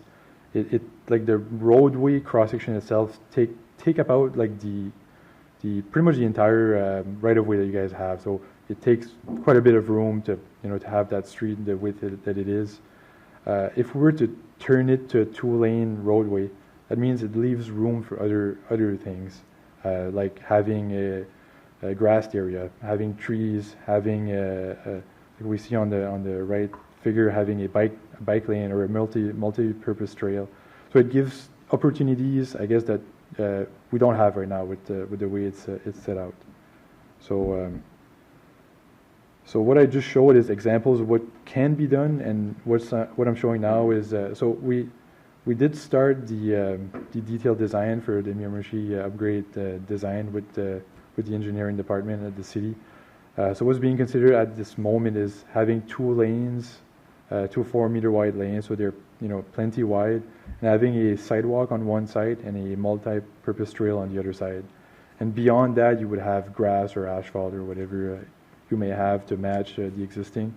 But that's what's being considered at this point with the 2 lanes in mind.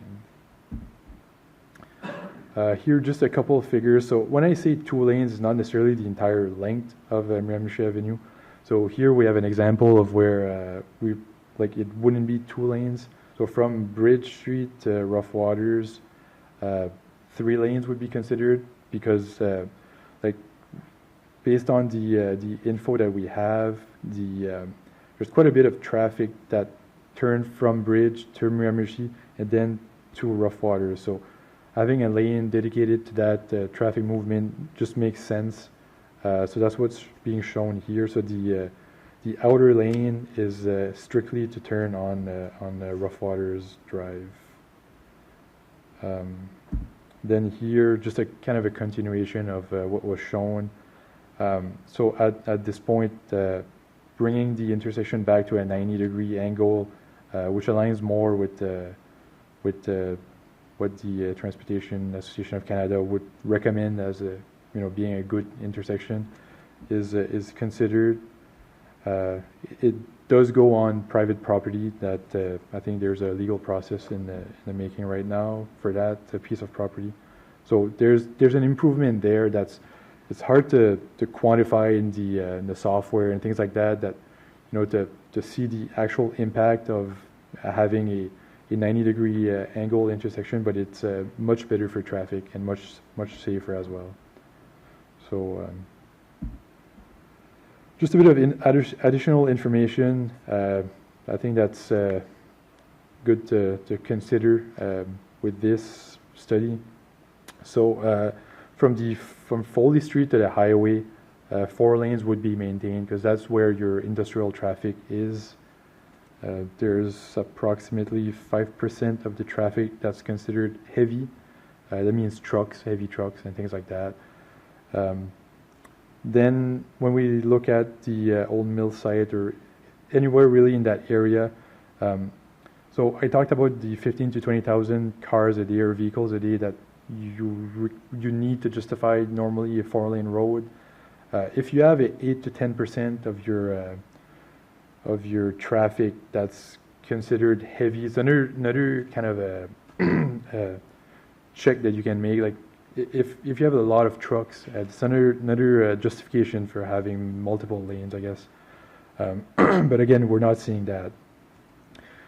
South of Brito Avenue, we're seeing less than 1% in considered heavy traffic. So based on the 3,800 vehicles a day, we'd need to see 380 trucks per day to have a vehicle pattern, I guess, that would be considered heavy, and we're just not seeing that right now. So just another bit of additional information. So for a 3-lane road, normally to justify 3 lanes, you look at a vehicle volume of 8 to 18,000 vehicles a day. Again, we're just about half of that right now. You're also looking at quite a bit of left turn volume to justify 3 lanes. And one negative with 3 lanes, especially in areas where we have quite a bit of driveways and street entrances, like on Miramichi Avenue, if you compare that to St. Anne Street, is that when you have multiple options to turn left, like from both the southbound and northbound lanes, it means sometimes 2 cars would want to be in the middle lane at the same time from different directions. So that can be dangerous for traffic. Another thing is having a road that's not suited to your current or future needs can lead to other things such as speeding, things like that. So having a 4-lane roads that has a 50-kilometer speed limit on it with not a whole lot of cars on it can lead to speeding, street races, things like that. It's not something we can really quantify, but it's something that is seen elsewhere, and I'm sure we would probably see here if 4 lanes were reinstated as new. Just another couple of things, the costs. So we estimate 1.5 million extra to construct 4 lanes versus 2 lanes in the stretch that's being considered. So, well, pretty much the entire street, I guess. And yearly maintenance costs would also be more if you have more asphalt. So to conclude, so to come back to where I started, so the recommendation of the study is to reduce to 2 lanes. That right now is supported by traffic data, industry standards. It does balance the traffic needs, cost efficiency. And there's also a noticeable improvement in traffic safety.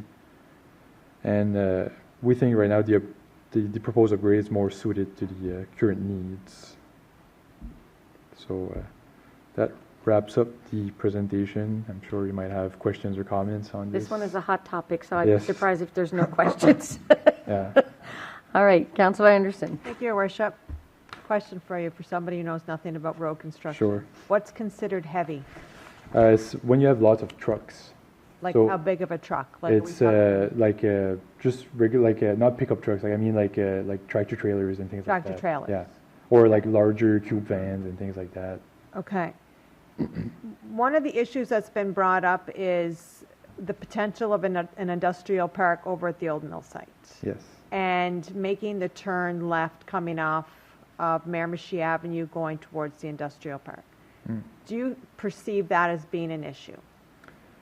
Well, to start with that, like our study did not include the mill site first of all, so we did not look at the potential industrial park, like the future needs, things like that were not part of the study. So I can just speculate a little bit based on my opinion on this.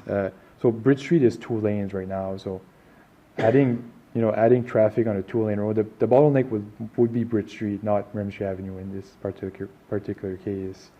And we have quite a long bridge there that can't really be widened. So I don't necessarily see the proposed upgrades on Miramichi Avenue kind of impacting the potential industrial park on the old mill site. Okay. I was happy to see the 300% because I think it's kind of like required, you need 300% in order to justify it, because I think it's kind of hard to picture it sometimes or equate it. Do you know what I mean? You see 3,800, yes, it's not a lot of cars, but when we're looking at future, what do we need to increase? How much do we need it to increase to justify? So I was happy to see that. Yeah. That's pretty much all I have. Thank you. Perfect, thank you. Councillor Willett? Thank you, Madam Mayor. Yeah, that would meet today's needs. I think the traffic would have probably been a lot better if the street was a lot better, because nobody wants to use it because they're going to hit the roof of their car before they get to their destination. The 1.5 million, does that just go from 4-lane to 2-lane, or does that include your bicycle lane, your all the other stuff that you got pictured there?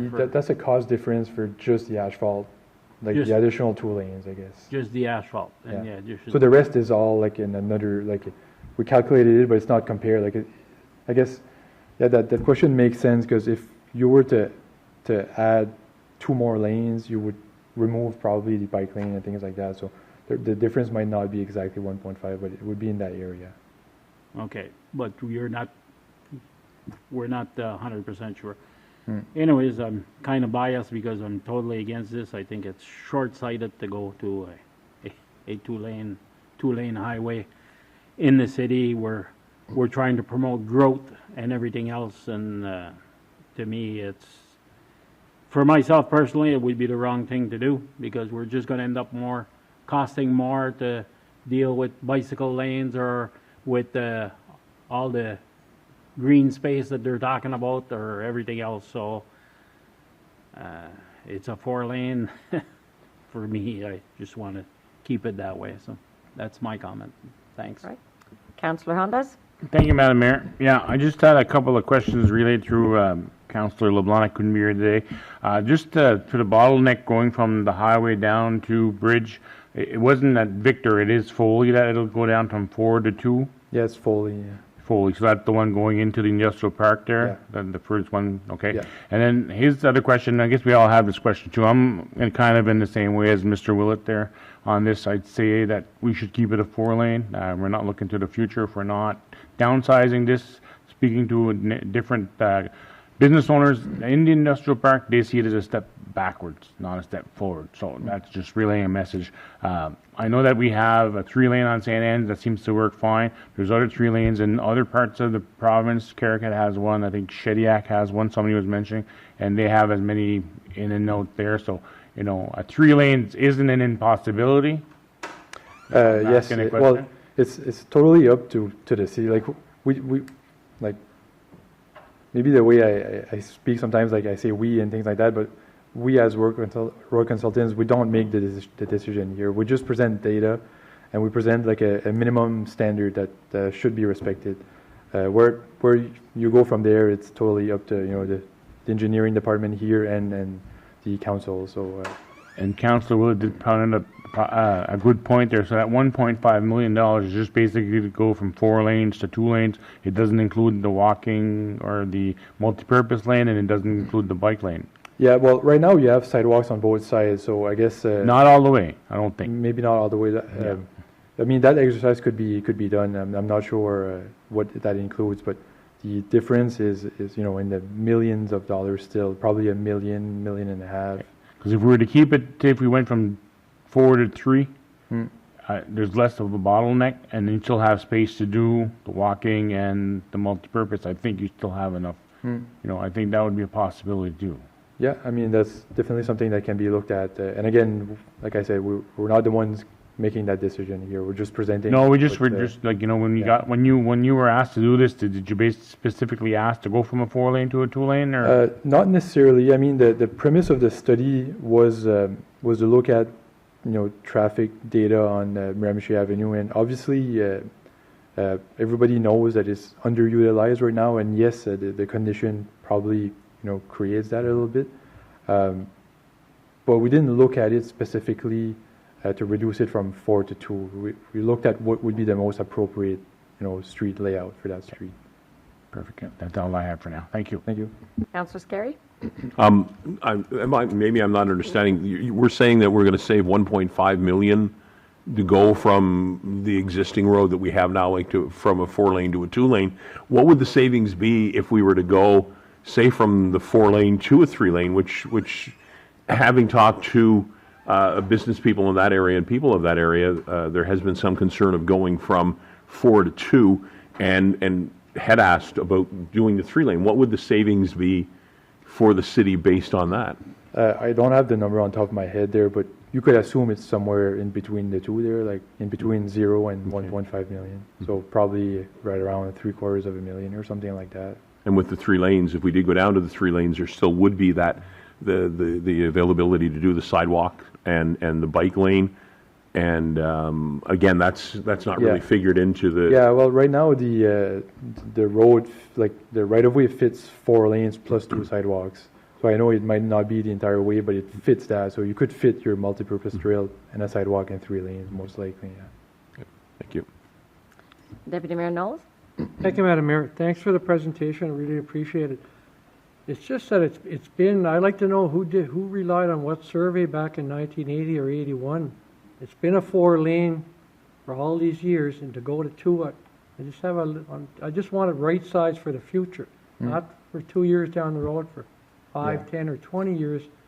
Instead, I just hope we're not making a short-sighted decision, and I'm not directing that at you in any way. No, I understand. And to go back to one of my starting comments, I guess I guess there's no urban planning that was necessarily done, not on our part anyways, to verify like what can happen in that area, like what's the potential growth and things like that. So the industrial park itself is kind of fully it's kind of full right now, so it's hard to imagine tripling or quadrupling in size, but there's other maybe opportunities to add growth in that area, and that's not something that we looked at. So. Yeah, and it wouldn't be just the industrial park component, it could be housing development. Yeah, it could be. In the future. I'm just trying to look ahead here. Anyway, thanks for the report. Yeah, no problem. Take everything into consideration. Yeah. I think back in the 1980s, too, Miramichi Avenue was the highway. It was the main highway. That was the highway. That's why the traffic was so heavy there. Councillor Anderson? Thank you, Your Worship. I just want to touch on the security aspect if we went to a 3-lane. Is there, because I know I took a drive on Miramichi Road just trying to kind of gauge the driveways, stuff like that. So would you say like the beginning section would be more problematic? Like if you're turning off a bridge onto Miramichi Avenue, would the beginning section of Miramichi Road be more problematic for having a 3-lane because of the turning versus if you got, I don't know, like further up the road? Yeah, like past Brito, there's quite a bit less driveways and entrances. Right. So from Brito to Bridge Street was probably the worst area in terms of security. So. Okay, I think it might be, and I don't know if it's even possible to do, But I think, because I mean, I do like the idea of a 3-lane. I'm also okay with the 2-lane, if I'm quite honest with you. Like, I think it's beautiful, the design. But I think it would be beneficial if we could have maybe some type of drawing, if possible, to show the implications or the ramifications of what a 3-lane road could cause. Do you know what I mean? I know I'm very visual. A lot of other people are visual. If they could see, like, if you have a 3-lane here, this is where it's problematic. Do you know what I mean? I don't know if that's possible to do or not. Well, yeah, anything is possible. Like we can, like there, cost estimates and sketches and things like that can be generated for either options if the need is there. Yeah, so that it can be conveyed to your engineering department and they can get back to us if that's the way the city wants to move forward with that. No problem. Like, I don't know if anybody else would want that. I think it would be beneficial. Okay, we could certainly talk about it. Okay, great. Thank you. Thank you very much. Councillor Burnett? Thanks, Madam Mayor. Thanks for your presentation. Well done. The numbers are impressive as to what street has what. But the future has been mentioned as to what could be developed along that strip. And that happened on St. Anne when we put in the 3 lanes.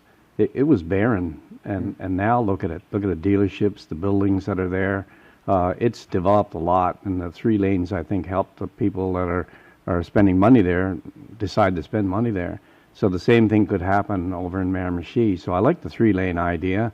And they talked about the driveways and that. Well, I've been on a 3-lane in Moncton, for example, where my daughter lives, and there's hundreds of driveways, so I don't know if that's really an issue. So I think the future is a big question, and I think to provide for the future, that a 3-lane would be the way to go, in my opinion. Thank you. Yeah. Just a quick comment on that. Like when we compare safety, we compare 3 lanes versus 2 lanes. So that does not mean that 3 lanes is unsafe. It's a little bit unsafer than having 2 lanes because you add a confusion aspect to traffic, I guess. All right. Well, thank you very much. Merci pour ta présentation. C'est très intéressant, ce celle-là. Miramichi Road, Miramichi Avenue, it's a hot topic. Thank you. Merci. Hot topic. Yeah. Bon, on s'en va à la dernière présentation. C'est une mise à jour sur le transport en commun par la Commission des services régionaux. So an update on public transportation at the Regional Service Commission. Myself and Councillor Willett received this presentation at the Regional Service Commission this last Wednesday, and I truly believe that this council is really going to like this, the changes in the vision. Madame Jocelyne Haché va faire un genre de mise à jour, puis de là par après, on aura la présentation. C'est ça. OK. Donc, merci à la maire Chamberlain, au Conseil de me recevoir ce soir. So, just very quickly, I'm just going to give a quick overview of what we've been working on since we've last met in last January. I can't believe we're already in the fall. So, and then I'll introduce you to the 2 other wonderful people here that will be giving a presentation.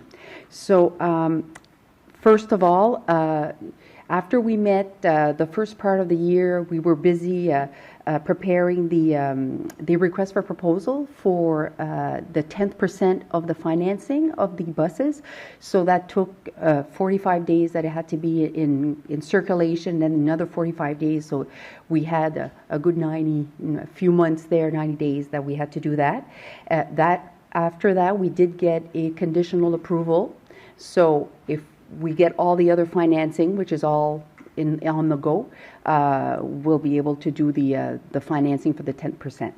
After that, we were, like I mentioned, we were working closely with other RSCs throughout last year, and we've, over the course of this year, we've developed quite a good working relationship with the Northwest Regional Service Commission. I'm sure you've heard in the news that they're quite ahead with their transportation system out there in the Edmundston area and surrounding municipalities, and they'll be able to speak more on that in a few minutes. And while working with them, they started to assist us. So we developed a contract with them, and they've been helping us with the entire tendering process, preparing the the request itself with all the specs and all that because they have that expertise. They've also helped us with preparing the potential transit lines that would be in the city, and also with the different levels of service, which will be discussed this evening. And so in speaking with them and throughout building this relationship, they said that they would be open to outsource that service to other RSCs.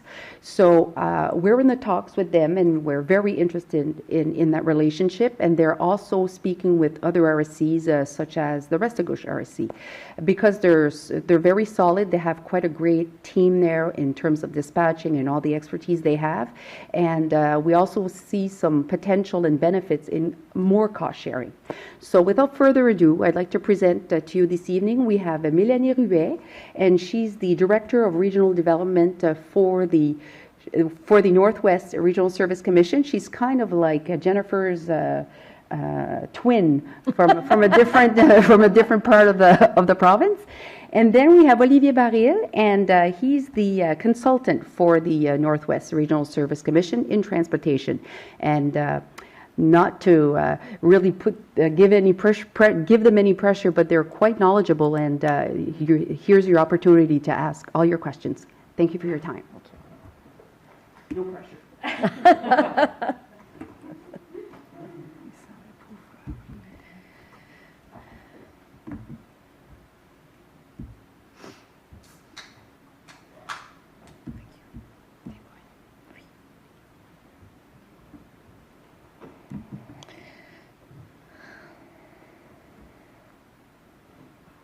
Oh, you're là. There you go. Merci tout le monde. I'm going to do my part in French. Olivier is going to jump in English, so it's going to be a presentation bilingual. The presentation on the screen will be bilingual also. And comme on a mentionné, la présentation a été faite la semaine dernière au Conseil, à la board de directeur de la CSR Chaleur. Maire Kim était là, donc elle a tout entendu, puis on est revenu aujourd'hui pour vous présenter puis vous donner la chance de poser vos questions. Donc, on a fait une petite ordre du jour. On va passer au travers de différentes choses. Je sais que ça peut peut-être être long. J'aimerais aller plus vite, mais je pense que c'est un sujet qu'on doit explorer en profondeur parce qu'on arrive à l'adoption de vos budgets, l'adoption des budgets de la CSR Chaleur et l'adoption de notre budget. Donc, les 3 budgets sont impactés par des décisions qui vont être prises suivant cette présentation. Donc, on va la faire rapidement, puis de la façon qu'on va fonctionner, je vous le dis, vous nous arrêtez à mesure. On n'attend pas la fin, parce que ça va être quand même une présentation longue. Donc, quand on va être dans le vif du sujet, ça peut apporter à d'autres discussions. Arrêtez-nous quand vous serez prêts. Donc, on commence par vous donner une petite histoire de qui est FlexGo, comment on a fonctionné, tout ça. Après ça, on va vous parler des options du marché en matière de transport. Ça va être la partie qu'Olivier va vous préparer. On vous donne quelques statistiques opérationnelles sur notre façon de fonctionner, tout ça. Un retour sur nos expériences, parce que quand on a parti FlexGo en février cette année, reculons 6 mois avant le début de FlexGo, on était exactement dans la même position que la CSR Chaleur et de vous. On se demandait dans quelle aventure on se lance là quand on ne sait pas comment ça fonctionne du transport en commun. Donc, on a eu quand même des expériences qu'on veut partager juste pour faire sûr que vous ne faites pas les mêmes erreurs que nous puis que vous allez dans une bonne direction. Ensuite de ça, on vous présente un petit peu différents modes puis différentes façons de fonctionner pour nous économiser un petit peu de sous puis nous donner moins de travail.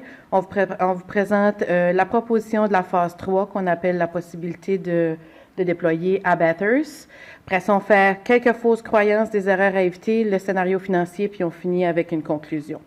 Donc, sur cet ordre d'idée, FlexGo, c'est pas une bannière, c'est pas quelque chose qui existait, c'est quelque chose qui est né en février cette année. Ça vient d'un processus quand même assez long qu'on a fait. Vous voyez à l'écran notre logo, vous voyez des véhicules qui ont été lettrés, parce que nous, on a choisi d'aller avec des véhicules de plus petit gabarit pour faire du transport à la demande. Mais on a quand même une route fixe pour desservir les régions qui sont un peu plus éloignées. Donc, sans faire vraiment trop de grandes histoires, on a 3 différents services avec FlexGo. On a le FlexGo Bus. Si vous connaissez la géographie d'Edmundston, on a un corps assez busy dans le centre-ville d'Edmundston, puis on a des régions plus éloignées. Donc, pour se rendre dans le Haut-Madawaska, on parle d'une ligne fixe d'autobus qui est faite avec un gros autobus 44 passagers qui passe plusieurs fois par jour à des heures fixes et qui est sans réservation. Donc, les gens, quand ils sont sur le bord du chemin, au poteau d'arrêt du FlexGo bus, à l'heure où on passe, quand ils sont là, on arrête, on les embarque, ils embarquent, puis ils se rendent à destination. Même chose quand on revient au retour, puis on a tout de suite, on fait la route plusieurs fois par jour, donc on la fait 2 fois le matin, 2 fois l'après-midi. Après ça, dans un autre ordre d'idée au niveau du corps de la ville d'Edmundston, on a le service de taxibus qui est opéré par des plus petits véhicules, des véhicules de plus petits gabarits, dont 2 mini-caravanes, un véhicule de 21 passagers puis une vanne adaptée. Ce transport-là est sur demande, il est sur réservation. On avait, quand on a parti, un minimum d'1 heure, mais avec la nouvelle application qu'on a, ils peuvent réserver à partir du moment où ils réservent s'il y a disponibilité, mais d'habitude, on demandait 1 heure à l'avance. Et puis, c'est un service qui est offert juste dans les limites physiques du Grand Edmundston. Donc, on couvre de Saint-Jacques à Rivière-Verte. Puis dans une troisième ligne d'idée, le troisième service de FlexGo, c'est le FlexGo Plus pour les personnes à mobilité réduite. Donc, vous voyez à l'écran le véhicule qui est dans le coin en bas. C'est le véhicule adapté. Donc, c'est un véhicule qui a un lift pour lever les chaises roulantes. Ces 3 services-là sont en opération du matin au soir. Nos heures d'ouverture sont très longues. On commence à 4 heures et quelques le matin. On finit à 8 heures le soir, lundi, mardi, mercredi. Le jeudi, vendredi, nos heures sont extensionnées un peu plus tard dans la soirée parce que les commerces sont ouverts. Donc, on est ouvert jusqu'à 11 heures.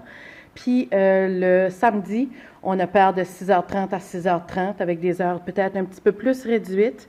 Puis, le dimanche, on est fermé. Question de prendre la journée pour laver les véhicules, faire un peu de maintenance et tout ça.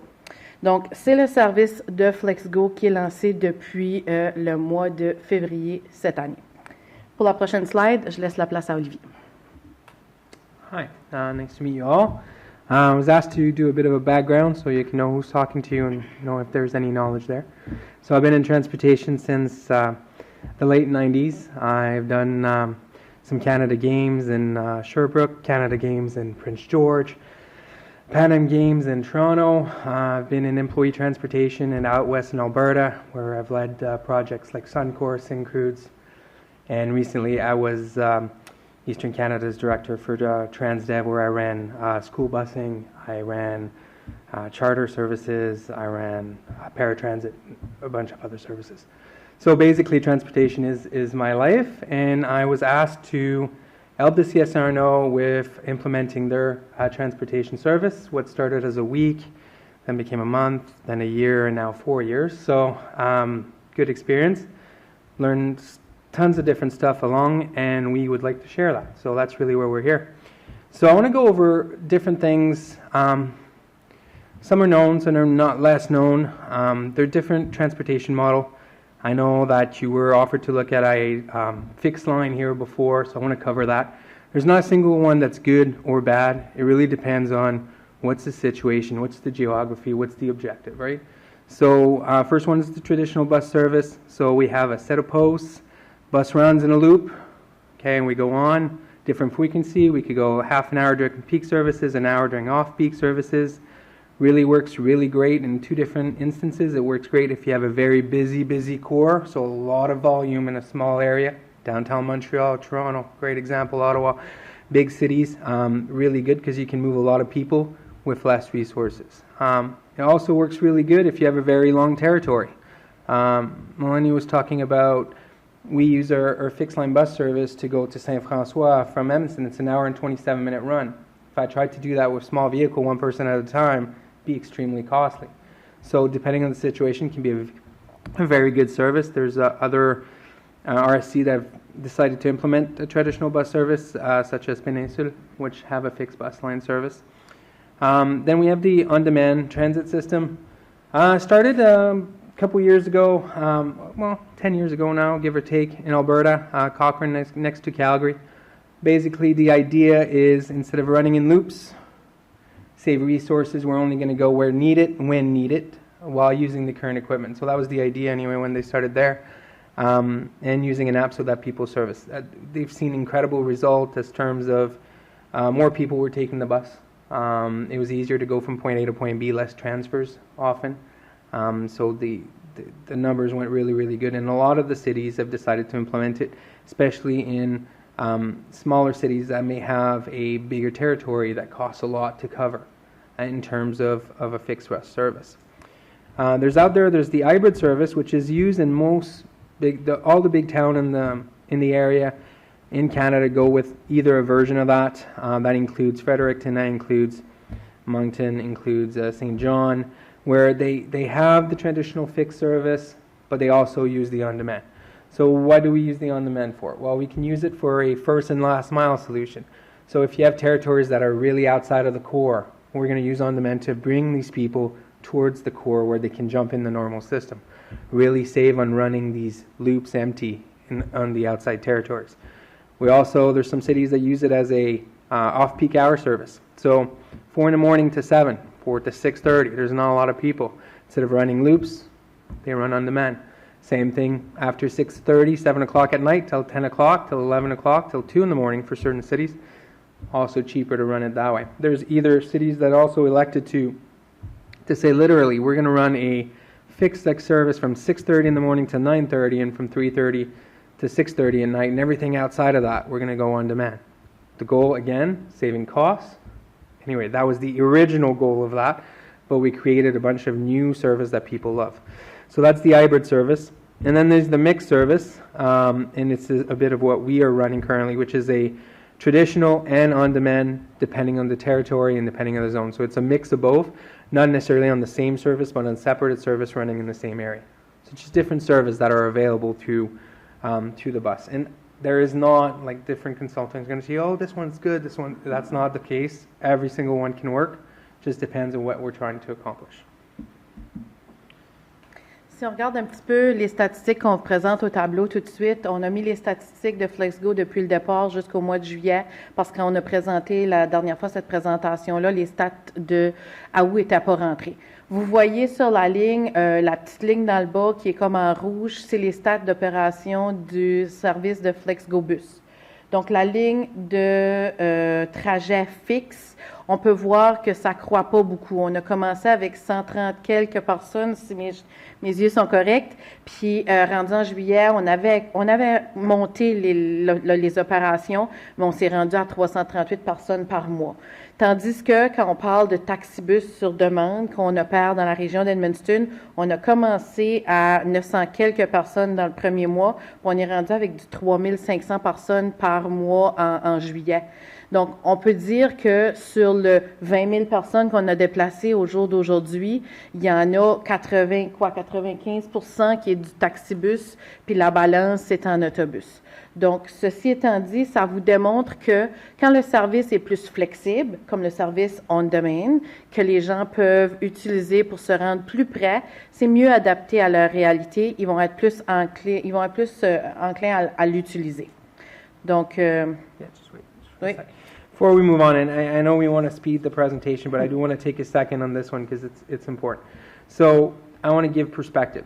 We did, as of August, 20,000 people. Population is around 18,000 of the surrounding areas. There's a need here, and there's a need that was understated. I'm looking at a population. I always look Shania Twain's hometown in Ontario. Timmins, where they have 40,000 population and usually run around 50 trips a day, 50 to 60 trips. We're running 225 right now a day.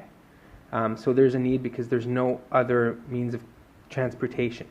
We thought people are going to go to university, people are going to go to the college, and that's it. Hospital, we thought hospital too. But wait a minute, it happened that now people are using it for daycare. Tremendous amount of people are using it for daycare. It provided opportunity for businesses to be farther from the core daycare that opened at a place where nobody could go if they didn't have a car. Got filled in weeks, days. We looked at businesses like the students. We thought we were going to have a dip this summer because they used to go during the summer because they couldn't work. They didn't have a way of transportation. Well, now they stayed local. Our numbers didn't dip in July. They went up.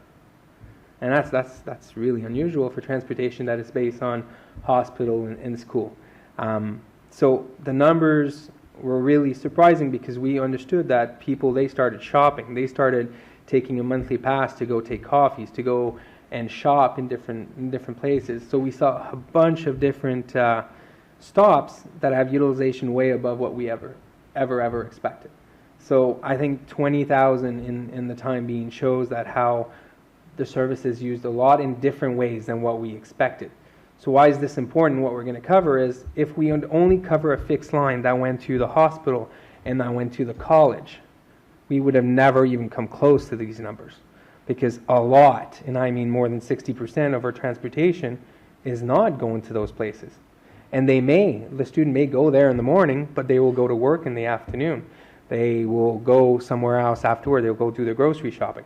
So it became a thing that was much more. We also saw 31% of our sales so far are corporate sales. What do I mean by corporate sales? They're businesses that are buying tickets in advance. For casino is buying tickets, so if their employees don't, they need someone to call in and they don't have money. Hey, we'll pay you a bus. Don't worry, come to work. Hey, our customers are too drunk and we want to give them tickets so that they can go home. We've seen the hospitals saying, hey, we need to bring those patients back home. This is a good way to go. They bought tickets. We got people that bought 6,000 tickets for new Canadians that were coming into, and they wanted to do integration and events. So a lot of corporate sales. So it's just important to keep in mind. I just wanted to pause that. Yes, we do think it's hospital. Yes, we do have colleges, and yes, we're trying to serve this, but it goes way beyond that. We have stories of senior people that, unless they had family members or some people in their surroundings that would bring them somewhere, they wouldn't get out. Now they're going for coffees, and I'm sure she'll share a really beautiful story about that, actually. C'est là que j'allais. Donc, c'est ça, on a donné des exemples. Dans la première semaine d'opération de Flex Go, il y a une petite madame d'un certain âge qui est venue nous voir pour acheter un carnet de 10 passages. She's going to have enough with 10 tickets, tu sais.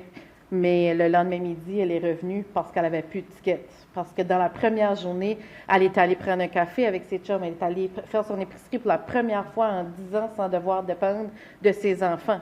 Elle était autonome, mais elle avait juste plus de voiture.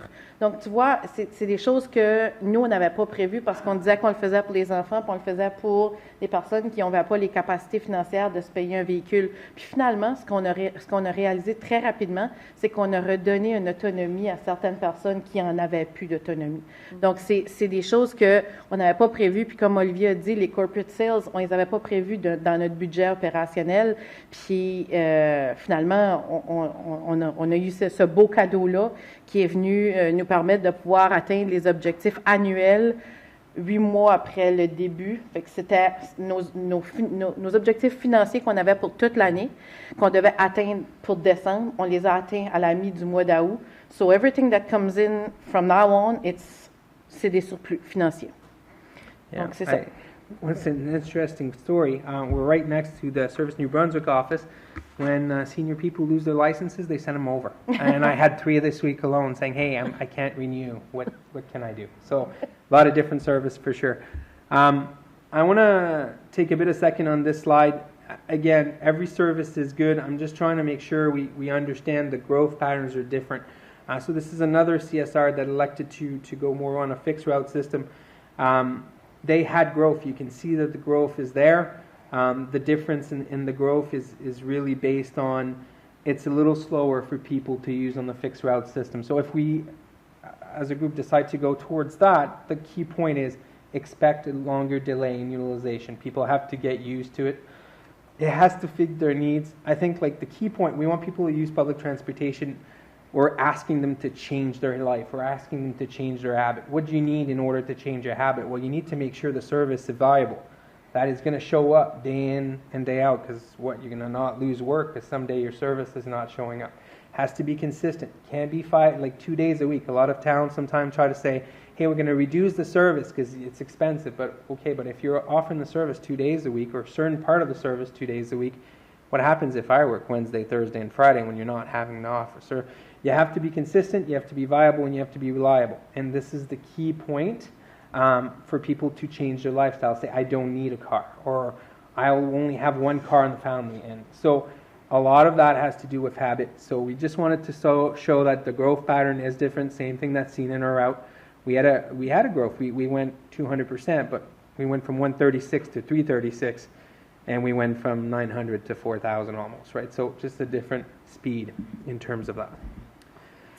Donc, si on revient un peu sur le retour sur les expériences qu'on a connues à Edmundston, bien qu'on a établi un service de ligne fixe et un service sur demande, on vous le dit, le service sur demande est définitivement le plus populaire.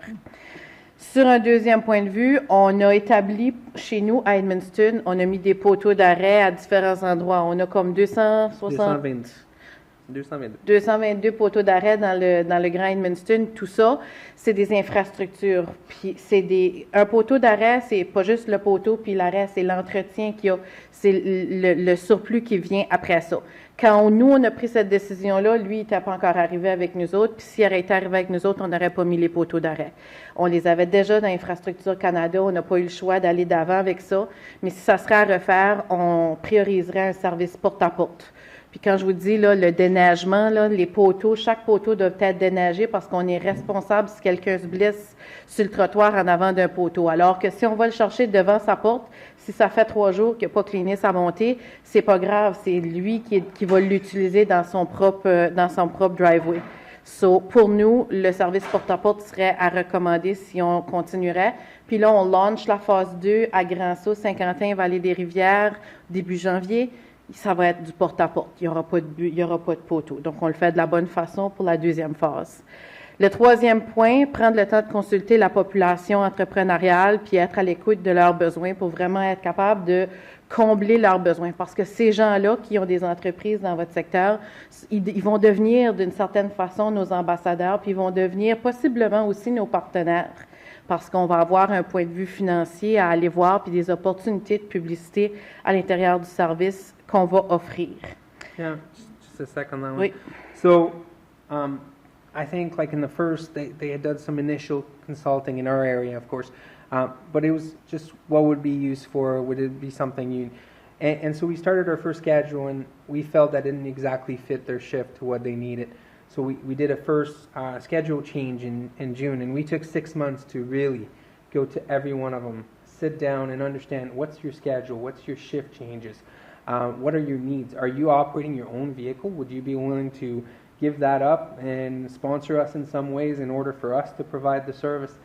Does that help you? What's out there? And the response was huge. Some of them have stopped their shuttles. Some of them have continued for 6 months and are stopping next year. Some of us gone them as partners. So key point, I think, is really consulting the needs outside of just the schools and the hospitals again, right? So go see your different bigger shops, stuff that generator of movements in the city and really get their feedback into it because if they buy in, it also means more money, more users. So. OK. L'avant-dernier point, le marketing est... l'avant-dernier point de cette slide-là, je ne vais pas vous monter vos expectations, mais le marketing est primordial, puis c'est la pire dépense à couper dans un lancement de service. Vous avez vu, nos véhicules sont brandés, notre logo est fait, notre plan de marketing est fait, l'image de marque a été pensée. On a eu du travail énorme là-dessus pour des centaines de mille piastres pour pouvoir faire sûr que on allait atteindre le target qu'on voulait au niveau de la population, puis qu'on allait réussir à pouvoir s'implanter. Je peux vous dire aujourd'hui, si vous parlez à quelqu'un d'Edmundston, puis vous dites FlexGo, ils savent qu'est-ce qu'on fait, puis ils nous ont vu passer une multitude de fois des rues alentour de chez eux. Donc, le marketing, ça a été un des premiers aspects qu'on a pris très, très, très, très au sérieux après avoir embauché ce gars-là. Donc, puis le dernier point, c'est ça, l'importance d'avoir une personne d'expérience dans l'équipe, puis une équipe qui sait ce qui s'en vont. Parce que, reculons 1 an et demi passé, on était parti, on voulait sortir un appel d'offres, on voulait avoir une compagnie qui allait gérer notre service de transport en commun dans le Nord-Ouest, parce qu'on savait qu'on n'avait pas les compétences pour le faire, puis les erreurs qu'on allait faire on the long run allaient nous coûter beaucoup, beaucoup, beaucoup d'argent. On a été chanceux parce qu'à travers certaines situations, Olivier, qui travaillait pour une autre compagnie, est devenu disponible, puis on a décidé de lui faire une offre d'emploi, puis d'essayer de l'amadouer à s'en venir chez nous. Puis finalement, on a réussi. Là. Il est déménagé à Edmundston, il s'est acheté une maison, il est loin de se retourner du Nouveau-Brunswick. Puis là, on est dans cette opportunité-là qu'on peut assister nos autres CSR aux alentours de nous dans le rétablissement de leur service de transport en commun. Ce qui fait en sorte que, moi, je peux dire, je dors sur mes deux oreilles, puis je peux dire que tous les conseillers de la ville d'Edmundston, puis les maires qui sont dans notre secteur dorment sur leurs deux oreilles parce qu'ils savent qu'ils savent où ce s'en va, puis on sait à partir de là où ce que nous, on s'en va, puis les probabilités de faire des erreurs très coûteuses sont très, très, très minces. All right. I want to talk about we're going to keep going about now getting some money saving. I think everybody wants to save money. Everybody wants to look at something that's flexible. So I want to talk about two different things. One is the agile mode, and the other one is also the reservation flexibility window. So let's talk about agile. So I'm going to offer something a little different as a vision of what I think could be done here. We'll go through it, but one of the main things that I want to explain is what is the agile mode. So the on-demand world, we schedule a certain amount of vehicles. Obviously, this will vary through the day. Peak hours, we may have 3 on the road, 2 during other days. But we don't necessarily need every single vehicle every single minute. So we have a mode where basically drivers have two kind of pay. One for when they're actually driving, another for when they're actually on hold waiting for calls. In certain areas and certain times, you may only have 1 or 2 calls. So the rest of the day, instead of paying the full shift at a normal wage, we have a different wage. They're able to bring the vehicle home during that period of time in order to be paid a different rate. They usually attracts a lot of people. Different people have like that idea that they have that flexibility. What does it do? It really, really reduces what can be, what the cost is in labor. Now, in a perfect world, if you use every single hour of every single vehicle, which I always say is the best worst case scenario, because it means, yeah, it's going to cost more money, but then you're having lots and lots of utilization, then that's great. In reality, in places where I have a bigger territory, for example, Phase 2 in Grand Falls, St. Quentin and all, am I going to use the vehicle every single minute of every single day in St. Quentin? Probably not. But that's okay, because then we save the money that goes with it. Also means that the vehicle is not running, right? So maintenance saving. We're not doing kilometers for nothing. So very key. So agile mode is something that I will be representing here, but I just want to explain that when we're going to look at budgets, it wouldn't be fair for me to say, hey, we're going to have about 20% of this going to be agile mode. The idea is I don't have a clue how much it will be. I would have said that to Edmundston, I would have been in trouble because there's not been a single minute of a single day in 6 months that I was able to send anybody home. So, I mean, that's a good thing because we have that many people, but it is something that we represent. So the numbers you're going to see through the presentation are always the worst case, best scenario, meaning that I have calculated every single hours of every single day for every single vehicle. Okay? Just very key point as to you're going because that's your max number and not, it's more than likely going to be 20 to 30% lower, but I can't guarantee that, right? Second one is reservation flexibility. So when we talk about on-demand, you have different factor in. So in certain cases, cities that are more dense, in a smaller area, we're going to go with a smaller reservation window. So Melanie talked about 1 hour. So we have 1 hour, meaning that up to 1 hour you can actually book and get the vehicle. The advantage of that, well, I don't necessarily know the day before what I'm doing today.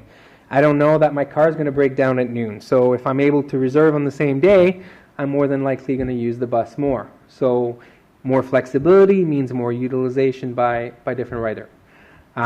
In other area, for example, our Phase 2, well, I'm covering a huge amount of kilometers, and I can't expect to have 3 cars there, 2 cars there, and 1 car there to cover that kind of area and to provide that 1 hour service flexibility. So I give a 24-hour window, meaning that people have 24 hours in advance to book their vehicles. After that, we don't offer the service if you haven't booked. I can make my run. I can maximize every single route. So I remove flexibility, and of course I decrease the cost also, right? So They're somewhere in between for every single territory.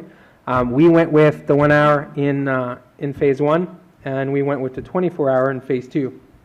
The phase 1, as Mel said, with the new app, they are going to have the ability to book within the hour, but it's just not guaranteed. If you book an hour before, we guarantee that you're going to get picked up. So that's the difference between the two.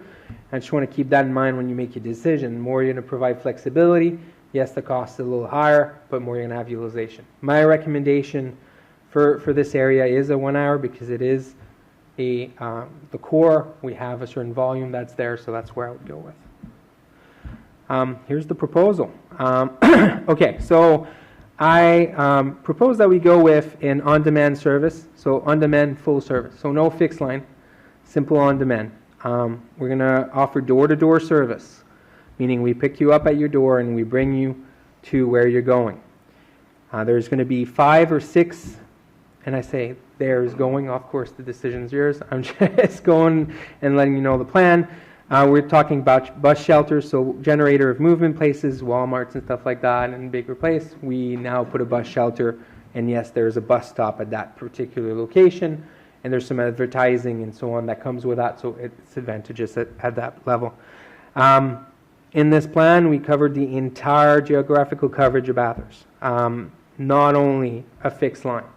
So we're able to cover the city of Bathurst. So I just want to interject so people understand. So we're looking at North Tettagush, Big River, up to South Tettagush, Marmishire Road, all the new, so the 3,000 population that has joined the city, they would have access to public transportation, not just the city limit that we would have had with a fixed line.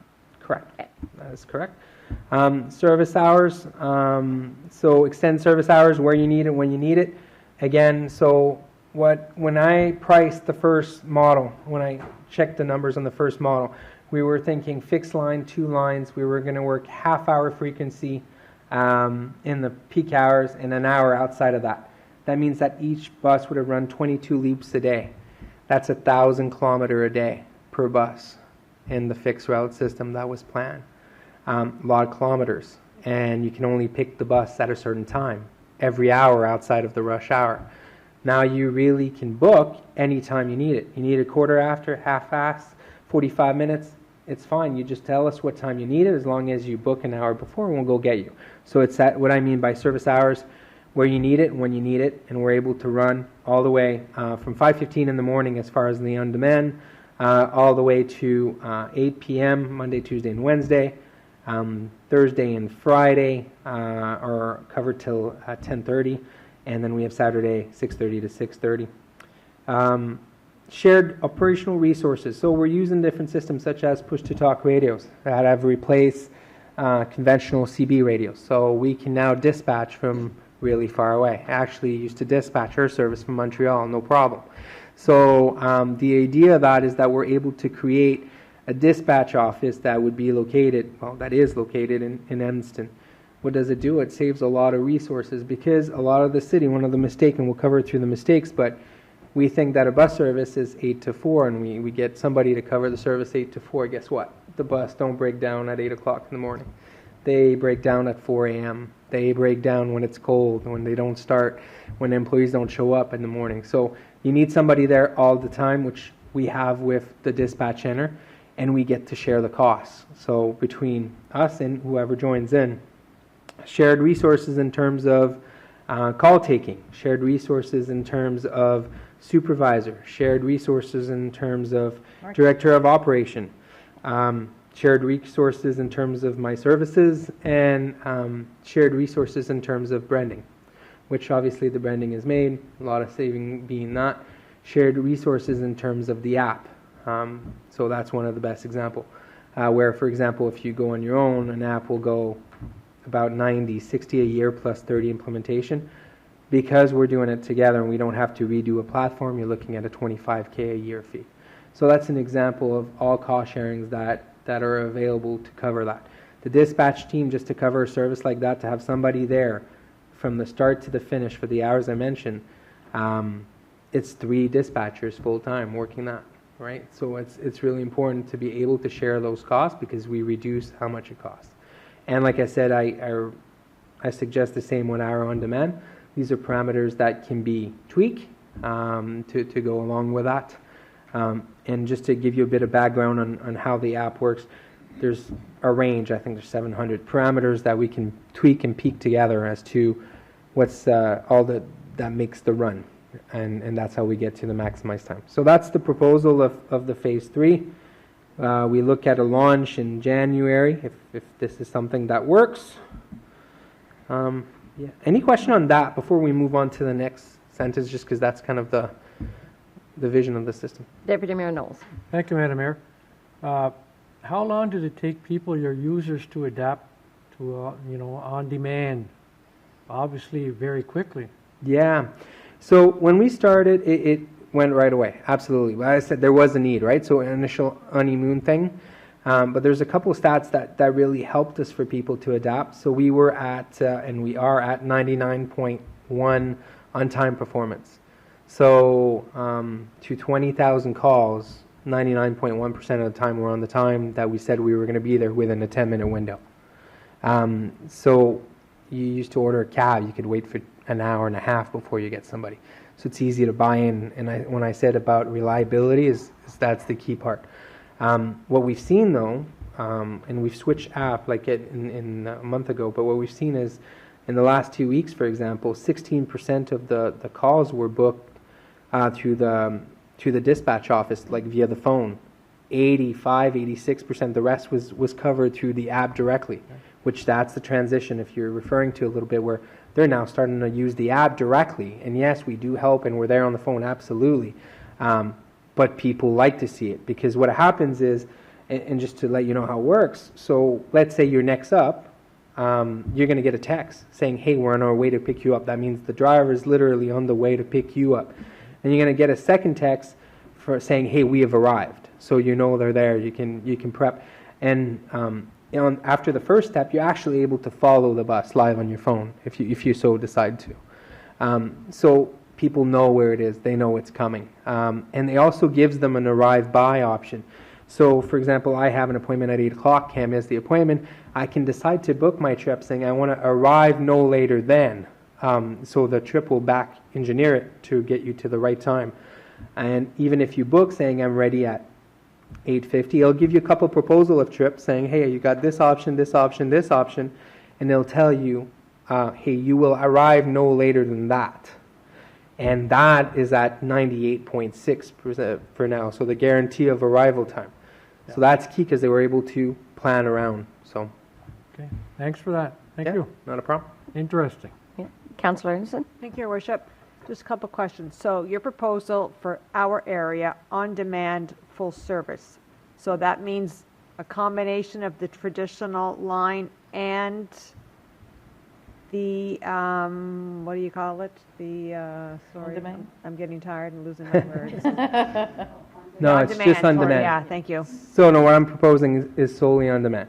So no fixed bus line, just on demand, rush hour and outside rush hour. We have more vehicle plan in order to do the rush hour. So there will be 3 vehicles on the road during rush hour time to cover the calls. Those 3 of the minivans. No, the vehicles were ordered as 24 passengers, so that was already in gear, so I can't change that back. So they're 24 passengers vehicle that have been ordered already. Okay, so make this work in my head because I'm trying to figure it out. How is it going to be beneficial to have an on-demand service to go pick up an individual as opposed to having the line with a 24-passenger bus? For sure. So, first of all, it's even with the app, it's a share ride system, right? So the app will cover, 7, 8, 9. At rush hour, sometimes I have 20 people in my bus. So they're still going to pick up every single buddy that has a reservation in the same area for the same time. They're not going to go to separate trip every single time. We're still going to maximize. So we put into the app the number of seats available in the bus, in each capacity. And through the algorithm, through a live traffic update, every 20 seconds, it maximizes the possible route, saying, hey, this is the best combination of people. So it is public transportation. We are going to pick multiple people in each run. It's not taxi. So it does the same effect. instead of running. So the difference to the second part of your question is if I run a loop, right, and you're correct, let's say 7 to 7:30, I might have lots of people in that loop. First of all, it took 3, if not 4, if not 5 vehicles to run that compared to the 3, just because of the frequency and how long the routes were. But each bus would have done 1,000 kilometers a day. And while you'd have people between 7:30 and 8:30, the rest of the day, most of the day, you'd run empty. Gotcha. Which this is where your costs go up. So that's the big difference between the two. So it combines both services. Peut-être juste mentionner qu'à Edmundston, tout de suite, vous avez vu nos plus petits véhicules, on a 21 passagers. Puis le matin, avec les runs qu'il fait, il va se remplir de 15, 16, 17 personnes, puis il va aller les porter, puis c'est du poteau à poteau, mais on demand. So we're doing it. Intéressant. So it would work here too. And how many buses on the road in Edmundston? So currently we just added a 4th one. So we're at 3 we started at 3 with a spare, and we just went to 4 in June, just because the demand was quite high. My proposal here for now is 3 for a couple reasons. Like we've mentioned, we have vans. They were already kind of the plan before I came. So I have a little less capacity when it comes to seats in the rush hour. So that's why we've implemented the 4th vehicle. But with the 24 passengers, the difference in population between the two towns, 3 seems the right phase to go with the spare. There's a spare vehicle that is available in the area for a discounted price. So basically with that in mind, it gives us plenty to start. And what we do after that, and that's what we did, is through Infrastructure Canada, you can definitely ask for a phase 2 within the phase 1. I'm sorry, there's a lot of phase number here, but you can ask for a secondary part to the project where you can request additional vehicles and additional coverage line later on. So that would be exactly what we did, for example, for phase 2 here that's starting. So that's where I think is a pickup point seems logical with the population numbers. I like that. One more question, if you don't mind. Of course. The app. What is the cost of running the app on a yearly basis? $25,000 for you guys. For you guys. So normally, when we went out, we had different quotes. Obviously, made that. So they're all pretty similar in terms of price. Like there's a lot of companies out there. But so we're looking at an implementation fee normally that is around the 30 and the 60 a year to run it normally. But because we're adding phases, there's no re-implementation needed. It's only the yearly cost. And because we're adding vehicle, not rebranding and not asking for a separate system, we're adding zones. Quote price would be $25,000. There are currently subsidies that are available for it that you can request. At this point, I've put it in the budget, again, to be responsible in terms of budgeting. But in our cases, for example, we have a subsidy for the app, which you're more than welcome to apply for the grant. But I wanted to give you the worst case scenario because I think we talked about what will make customer use it. I want to talk about what will make you keep it. How much we come close to the budget is key. We're running at 98.1% of our budget right now. So in order to do that, I have to give you the worst case scenario, and that's what's there. So that the app is in the budget, you'll see. So. Give it. All right. Oh, Councillor Burnett. Thanks, Madam Mayor.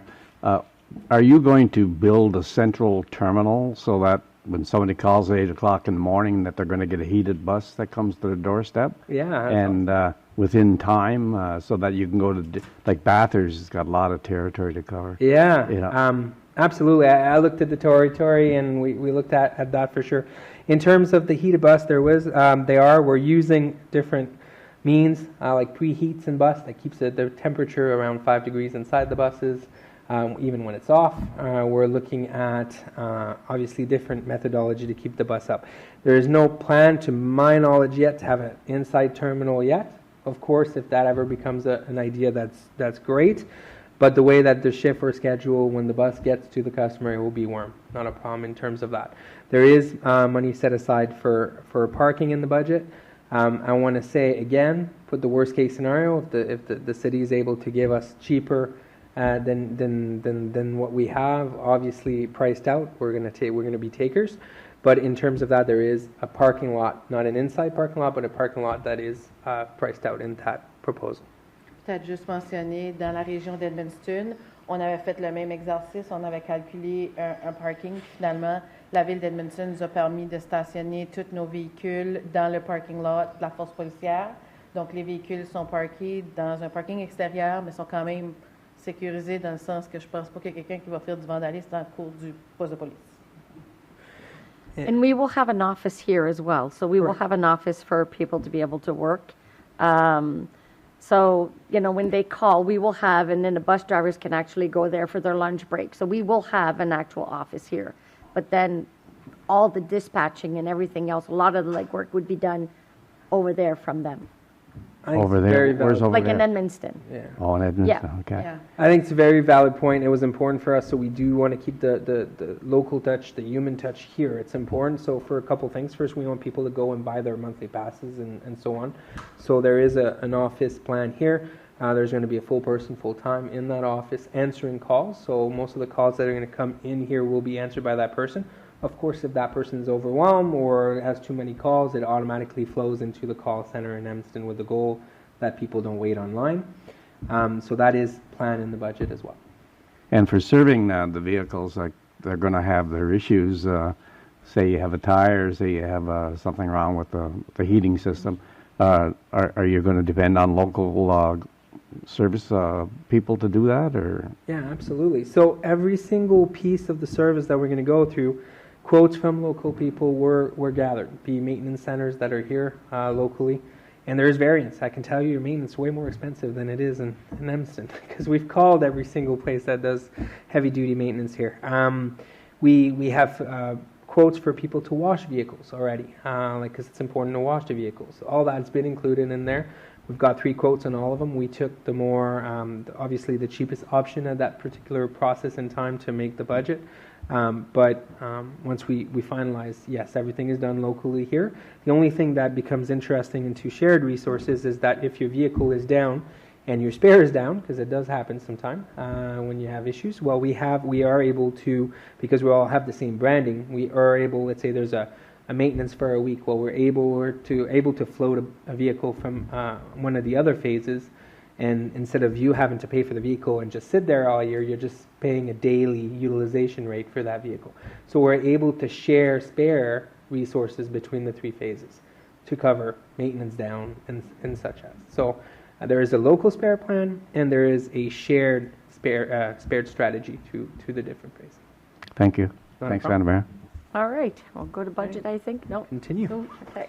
Donc, si on parle un petit peu de fausses croyances ou d'erreurs à éviter, croyez-moi, on s'en allait par là quand on n'était pas équipé de notre expert. Donc, en offrant moins de services, on pense que ça réduit les coûts. C'est pas nécessairement le cas. Si on offre moins de services, on va avoir moins d'utilisateurs. Si on a moins d'utilisateurs, on va avoir des coûts, puis les coûts fixes vont rester les mêmes. Donc, c'est une fausse croyance. On a aussi pensé qu'une flotte de véhicules neufs, on n'aurait pas de maintenance à faire. C'est pas vrai. Les véhicules neufs se brisent autant ou sinon plus, que les véhicules qui sont used. Donc, quand on a fait nos achats de véhicules, on a acheté des véhicules neufs, mais on a fait sûr d'en acheter un qui était usagé. Un avantage d'un usager, c'est qu'on n'a pas besoin d'attendre après la garantie. S'il y a quelque chose qui se brise, on peut le faire réparer tout de suite avec des pièces qui sont sur le marché et qui sont disponibles. Donc, c'est des choses qui nous permettent d'économiser du temps avec un véhicule stationné qui peut pas rouler. On avait aussi pensé que la ligne d'autobus fixe, on n'aurait pas besoin ou moins besoin d'un service de répartition. C'est pas le cas parce que les gens ont quand même des questions de savoir comment ça marche. Les véhicules ont quand même besoin, les drivers ont quand même besoin d'être en contact avec le service de dispatch. Donc, c'est insensé de penser qu'une ligne d'autobus fixe, on n'a pas besoin d'un service de répartition. Puis, on a pensé que d'instaurer un service de transport en commun de 7 à 5, c'était vraiment simple, c'était facile. Je peux vous dire qu'il n'y a rien de facile dans ce qu'on fait tout de suite. Si on est sorné aujourd'hui, c'est parce qu'on travaille comme beaucoup, puis qu'on a des textos à 3 heures du matin, puis on se texte jusqu'à 11 heures, 11h30 du soir. Donc, c'est pas nécessairement aussi facile, ça se fait pas comme par n'importe qui. Donc, pour ça que je vous disais tantôt que d'avoir quelqu'un ou une équipe qui sait ce qu'il fait, ça devient de plus en plus rassurant. Puis là, on parle de chiffres. And I welcome the question. I love numbers, so please do. Yeah. So I'm 100% ready for them. I won't give you estimates. I'll give you real numbers, and I stand by them. So the first part is the revenue piece. So the sale, 82,800. This is ticket sales.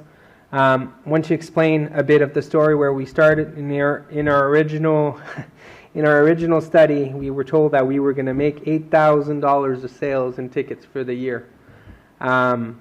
I looked at the number. I said, "There's no way." I said, "Let's go conservative, but let's not go crazy." I put 69,000.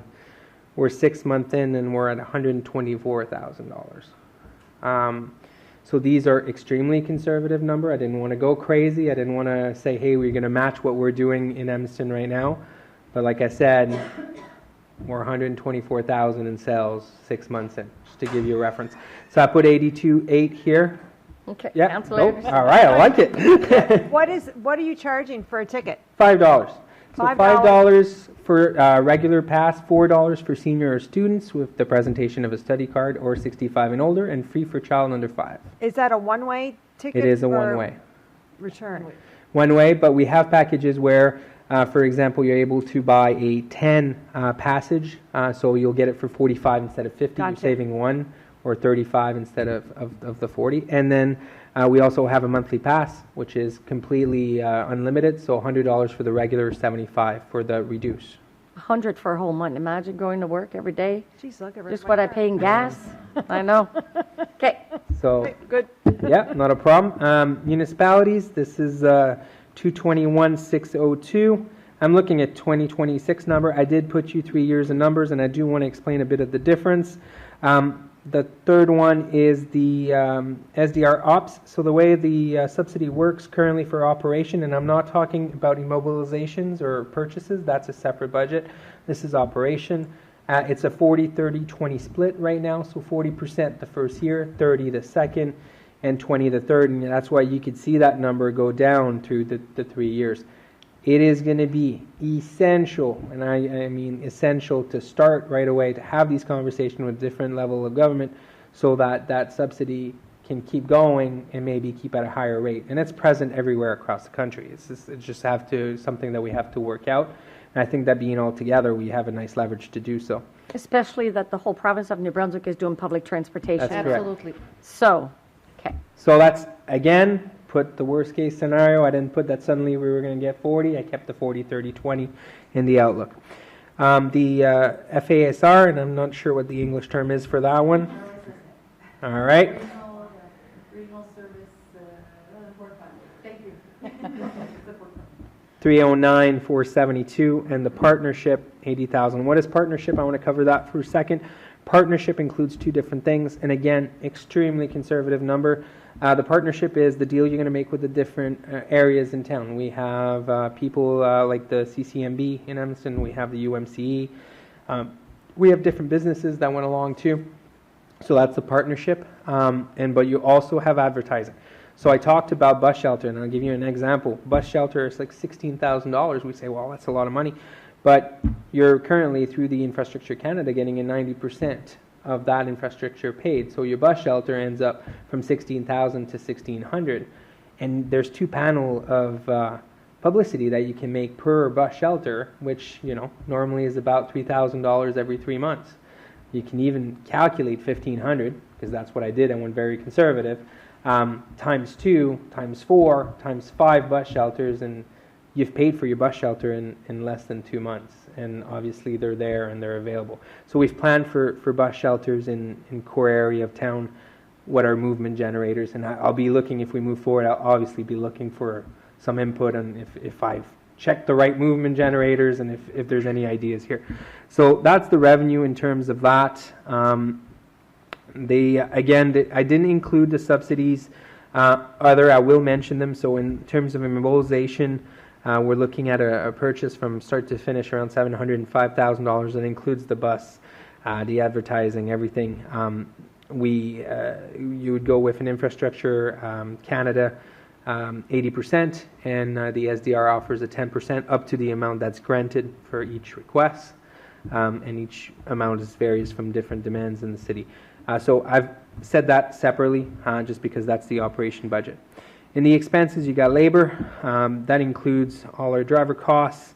Again, and I want to re-emphasize, I have calculated every single hour of every single day for every single vehicle at the higher rate, not the standby rate.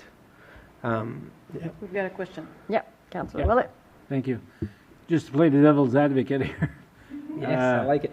When you get your sales, you say your sales, you went rock bottom on your sales in your partnership. So if those sales go up and the partnership goes up, the cost for the municipality goes down, or? That's a good question. That one's not for me to answer, so I'll kind of balance over. But I mean, something that will have to be worked out. But that is what it works currently in our situation. Okay.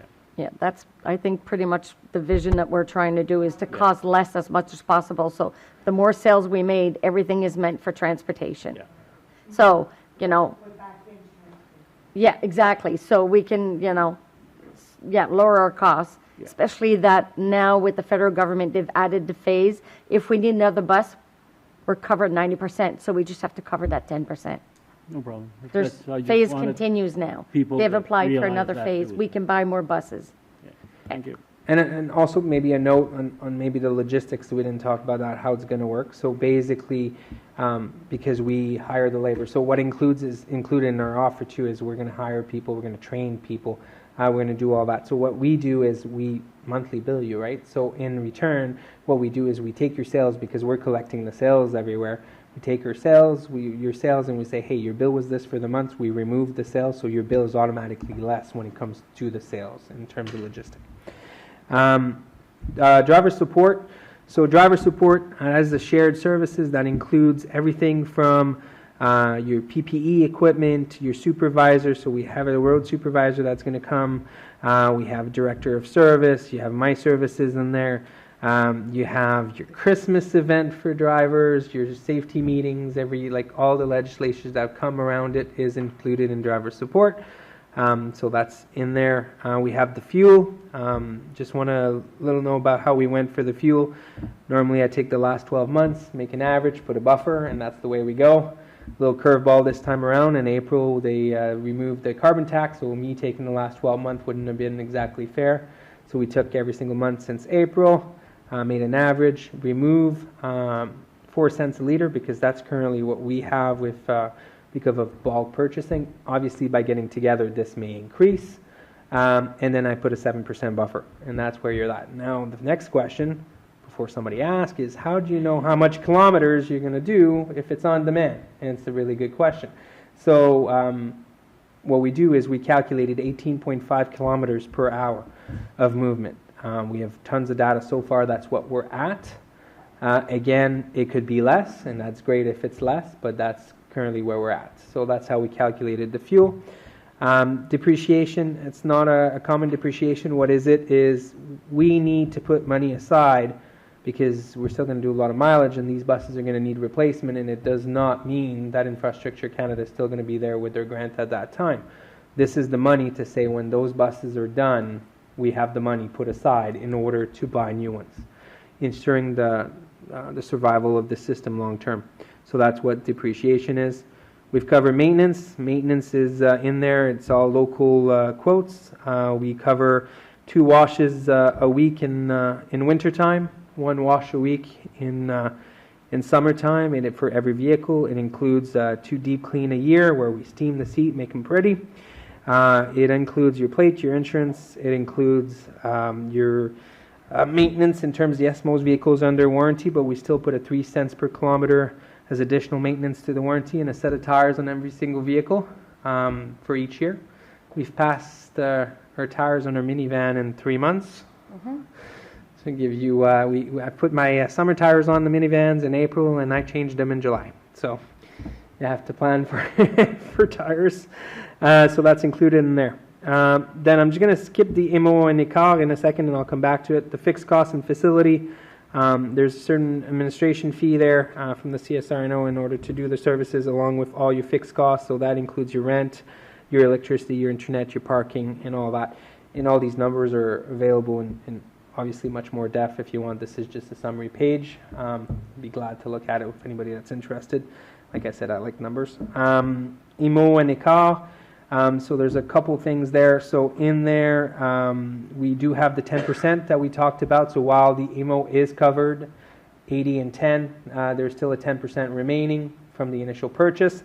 That's why you only see it on year one. And there's also a gap between what was approved through Infrastructure Canada and what's needed to start, and that is covered into that area in case we do need some additional purchases or stuff like that, including some that is already required. Which brings us to our total, and you can see that I matched at, there's no profit intended here obviously, so it's matched to zero. So it would be 221,602 for Bathurst. That is correct, or less. And I want to keep repeating that it is the worst case scenario. This is the worst case scenario cost. That's right, meaning every vehicle of every hour. That means you're running 3 vehicles at 9:30 on a Friday night. Like, if that happens, I'm happy, but it's unlikely.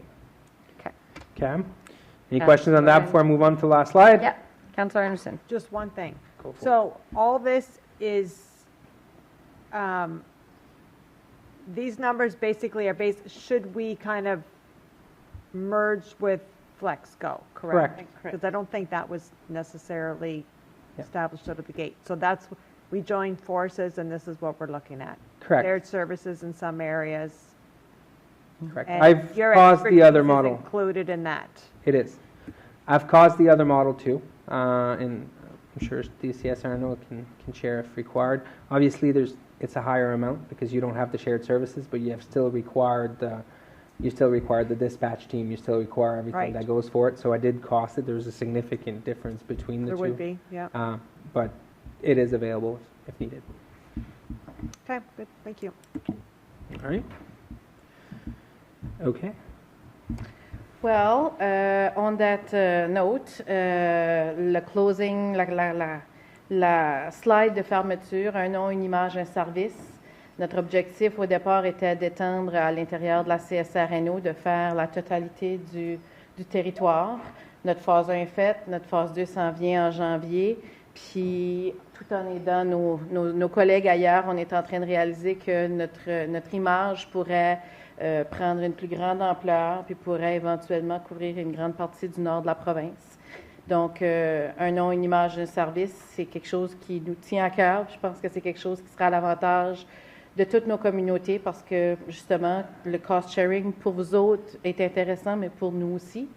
Puis, à travers de tout ça, quels seraient les avantages? Bien, je pense qu'on en a parlé beaucoup à date. Je ne pense pas que j'ai besoin de toutes les renommer, mais c'est certain que on est en train de paver au niveau du transport en commun dans la province, quelque chose de super bien. On est au devant de beaucoup d'autres régions en ayant ce type de service à faire là à la population. Puis ce que j'aime mentionner, puis là j'enlève mon chapeau de transport en commun parce que dans le mandat que j'ai au niveau de la CSR, je suis directrice du développement régional, donc le mandat de développement économique tombe sur nous. Mais vous savez, on ne se le cache pas, là, que ça soit chez vous, chez nous, la main-d'œuvre, c'est la pierre angulaire du développement économique. Puis on est dans une situation où est-ce que pratiquement dans tous les secteurs, on a des problèmes de main-d'œuvre, on a des problèmes de rétention de ceux qu'on réussit à aller chercher, on les perd au détriment des grandes municipalités. Puis quand on pense à nos employeurs ou nos entreprises qui voudraient croître, qui auraient de la possibilité de pouvoir expandre leurs heures de service, prendre du développement, mais qui n'ont pas la main-d'œuvre pour le faire, bien, on arrive avec des problèmes, des situations ou des solutions comme le transport en commun qui permet de garder les gens chez nous, qui permet de pouvoir garder les travailleurs dans nos régions, puis qui permet de pouvoir aider nos entreprises à expansionner. Puis ça, vous le savez, plus qu'une entreprise va expansionner, plus qu'elle va payer d'impôts fonciers, plus que ça va vous donner de revenus à votre municipalité. Fait qu'à un certain moment donné, il faut qu'on se dise, oui, c'est cher, mais est-ce qu'on n'est pas en train, en ne le faisant pas, de s'empêcher de croître d'un point de vue économique? Donc, le coût d'inopération est probablement plus élevé que le coût d'opération qu'on vous offre aujourd'hui. Fait que c'est un pensez-y bien, parce que oui, c'est cher, mais d'un autre point de vue, on perd des revenus parce que nos entreprises ne peuvent pas croître comme qu'ils auraient besoin de croître ou comme qu'ils auraient la possibilité de pouvoir croître. Fait que je pense que c'était le closing line qui, chez nous, ça a fonctionné. Puis on peut voir que des garderies qui ont rouvert, qui ont été pleines en dedans de quelques jours. T'sais, des entreprises qui ont pu rajouter des corps de travail, des nouvelles entreprises qui ont maintenant des employés qui ne sont pas dans un périmètre de marché autour du commerce, parce qu'ils peuvent partir de Rivière-Verte puis s'en venir. Puis on a aussi comme des buildings qui vont se loger, des appartements qui vont se loger, qui ne seront plus dans le core center d'Edmundston, qui vont être un peu plus en périphérie. Fait on pense que ça va, on pense pas, je le sais, ça va permettre à la municipalité de se développer plus à l'extérieur des centres-villes. Donc c'est super important de penser à ce point de vue-là aussi. On a une question, Deputy Mayor Knowles. Thank you, Madam Mayor. Attracting employees, reliable employees, and retaining them so far, how has that worked for you guys? It's a great question. Okay, so let's divide that in two. We'll talk about drivers. So we purposely made a scale in which there's a 2 increase factor. So they got a year-over-year cost of life increase, and they also have a 0 to 3 months, so they have seniority-based scales. By implementing what is traditionally seen in a union setting, we basically ensure that the drivers see the results of going up and staying with the companies, and we've had a lot of success, meaning that the drivers that were originally hired are all still with us today. We lost 1 or 2 during training, which is expected because either they didn't like it, it didn't cost, but once we started service on February 3rd, the drivers that are there are all the same, and we've added as we increase. In terms of dispatchings, dispatching is a very unique set of skills. It's not made for everybody. So our team is now steady and looking great. But we did go through numbers of dispatchers at the beginning to ensure we had the right team in place. And so now we're really confident in terms of the team, very strong.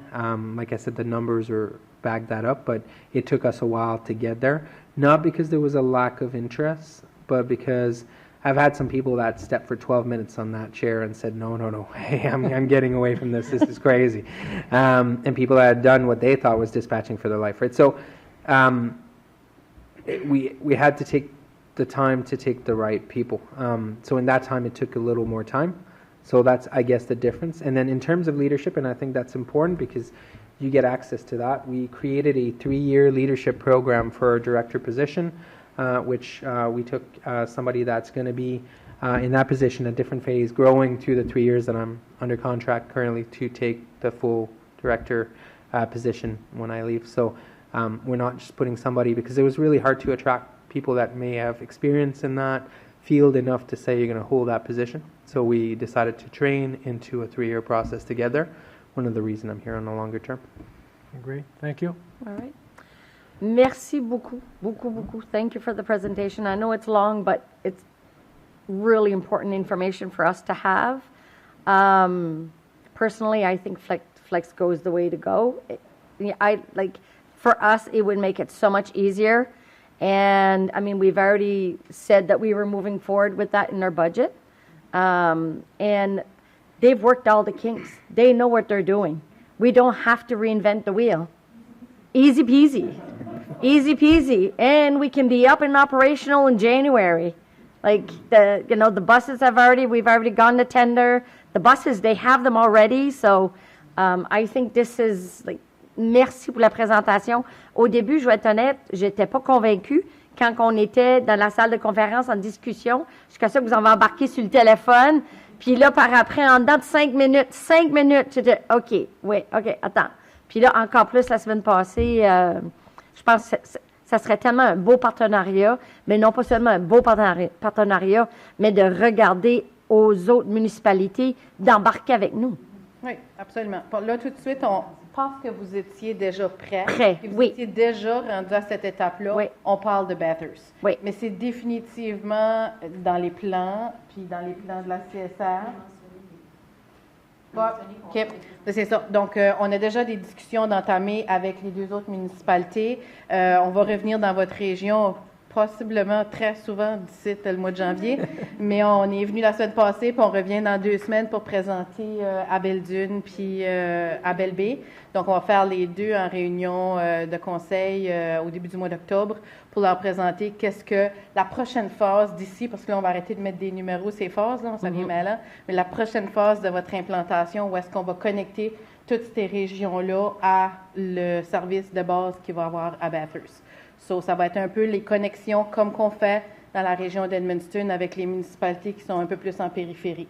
Donc, on n'oublie pas personne. L'objectif va être de couvrir d'un bout à l'autre de la CSR pour finalement pouvoir partir d'Edmundston, sauter de FlexGo phase 1, phase 2, phase 3, phase 4, puis de faire le tour de, peut-être pas le tour de la province, hein, mais à le nord au moins. C'est ça. Ben, merci beaucoup pour la présentation. Ça fait plaisir. Merci, vraiment apprécié. Well, adjournment of the meeting. We will take a few minutes and we have to go to another meeting. So, on prend pas grand temps et on recontinue avec notre prochaine réunion.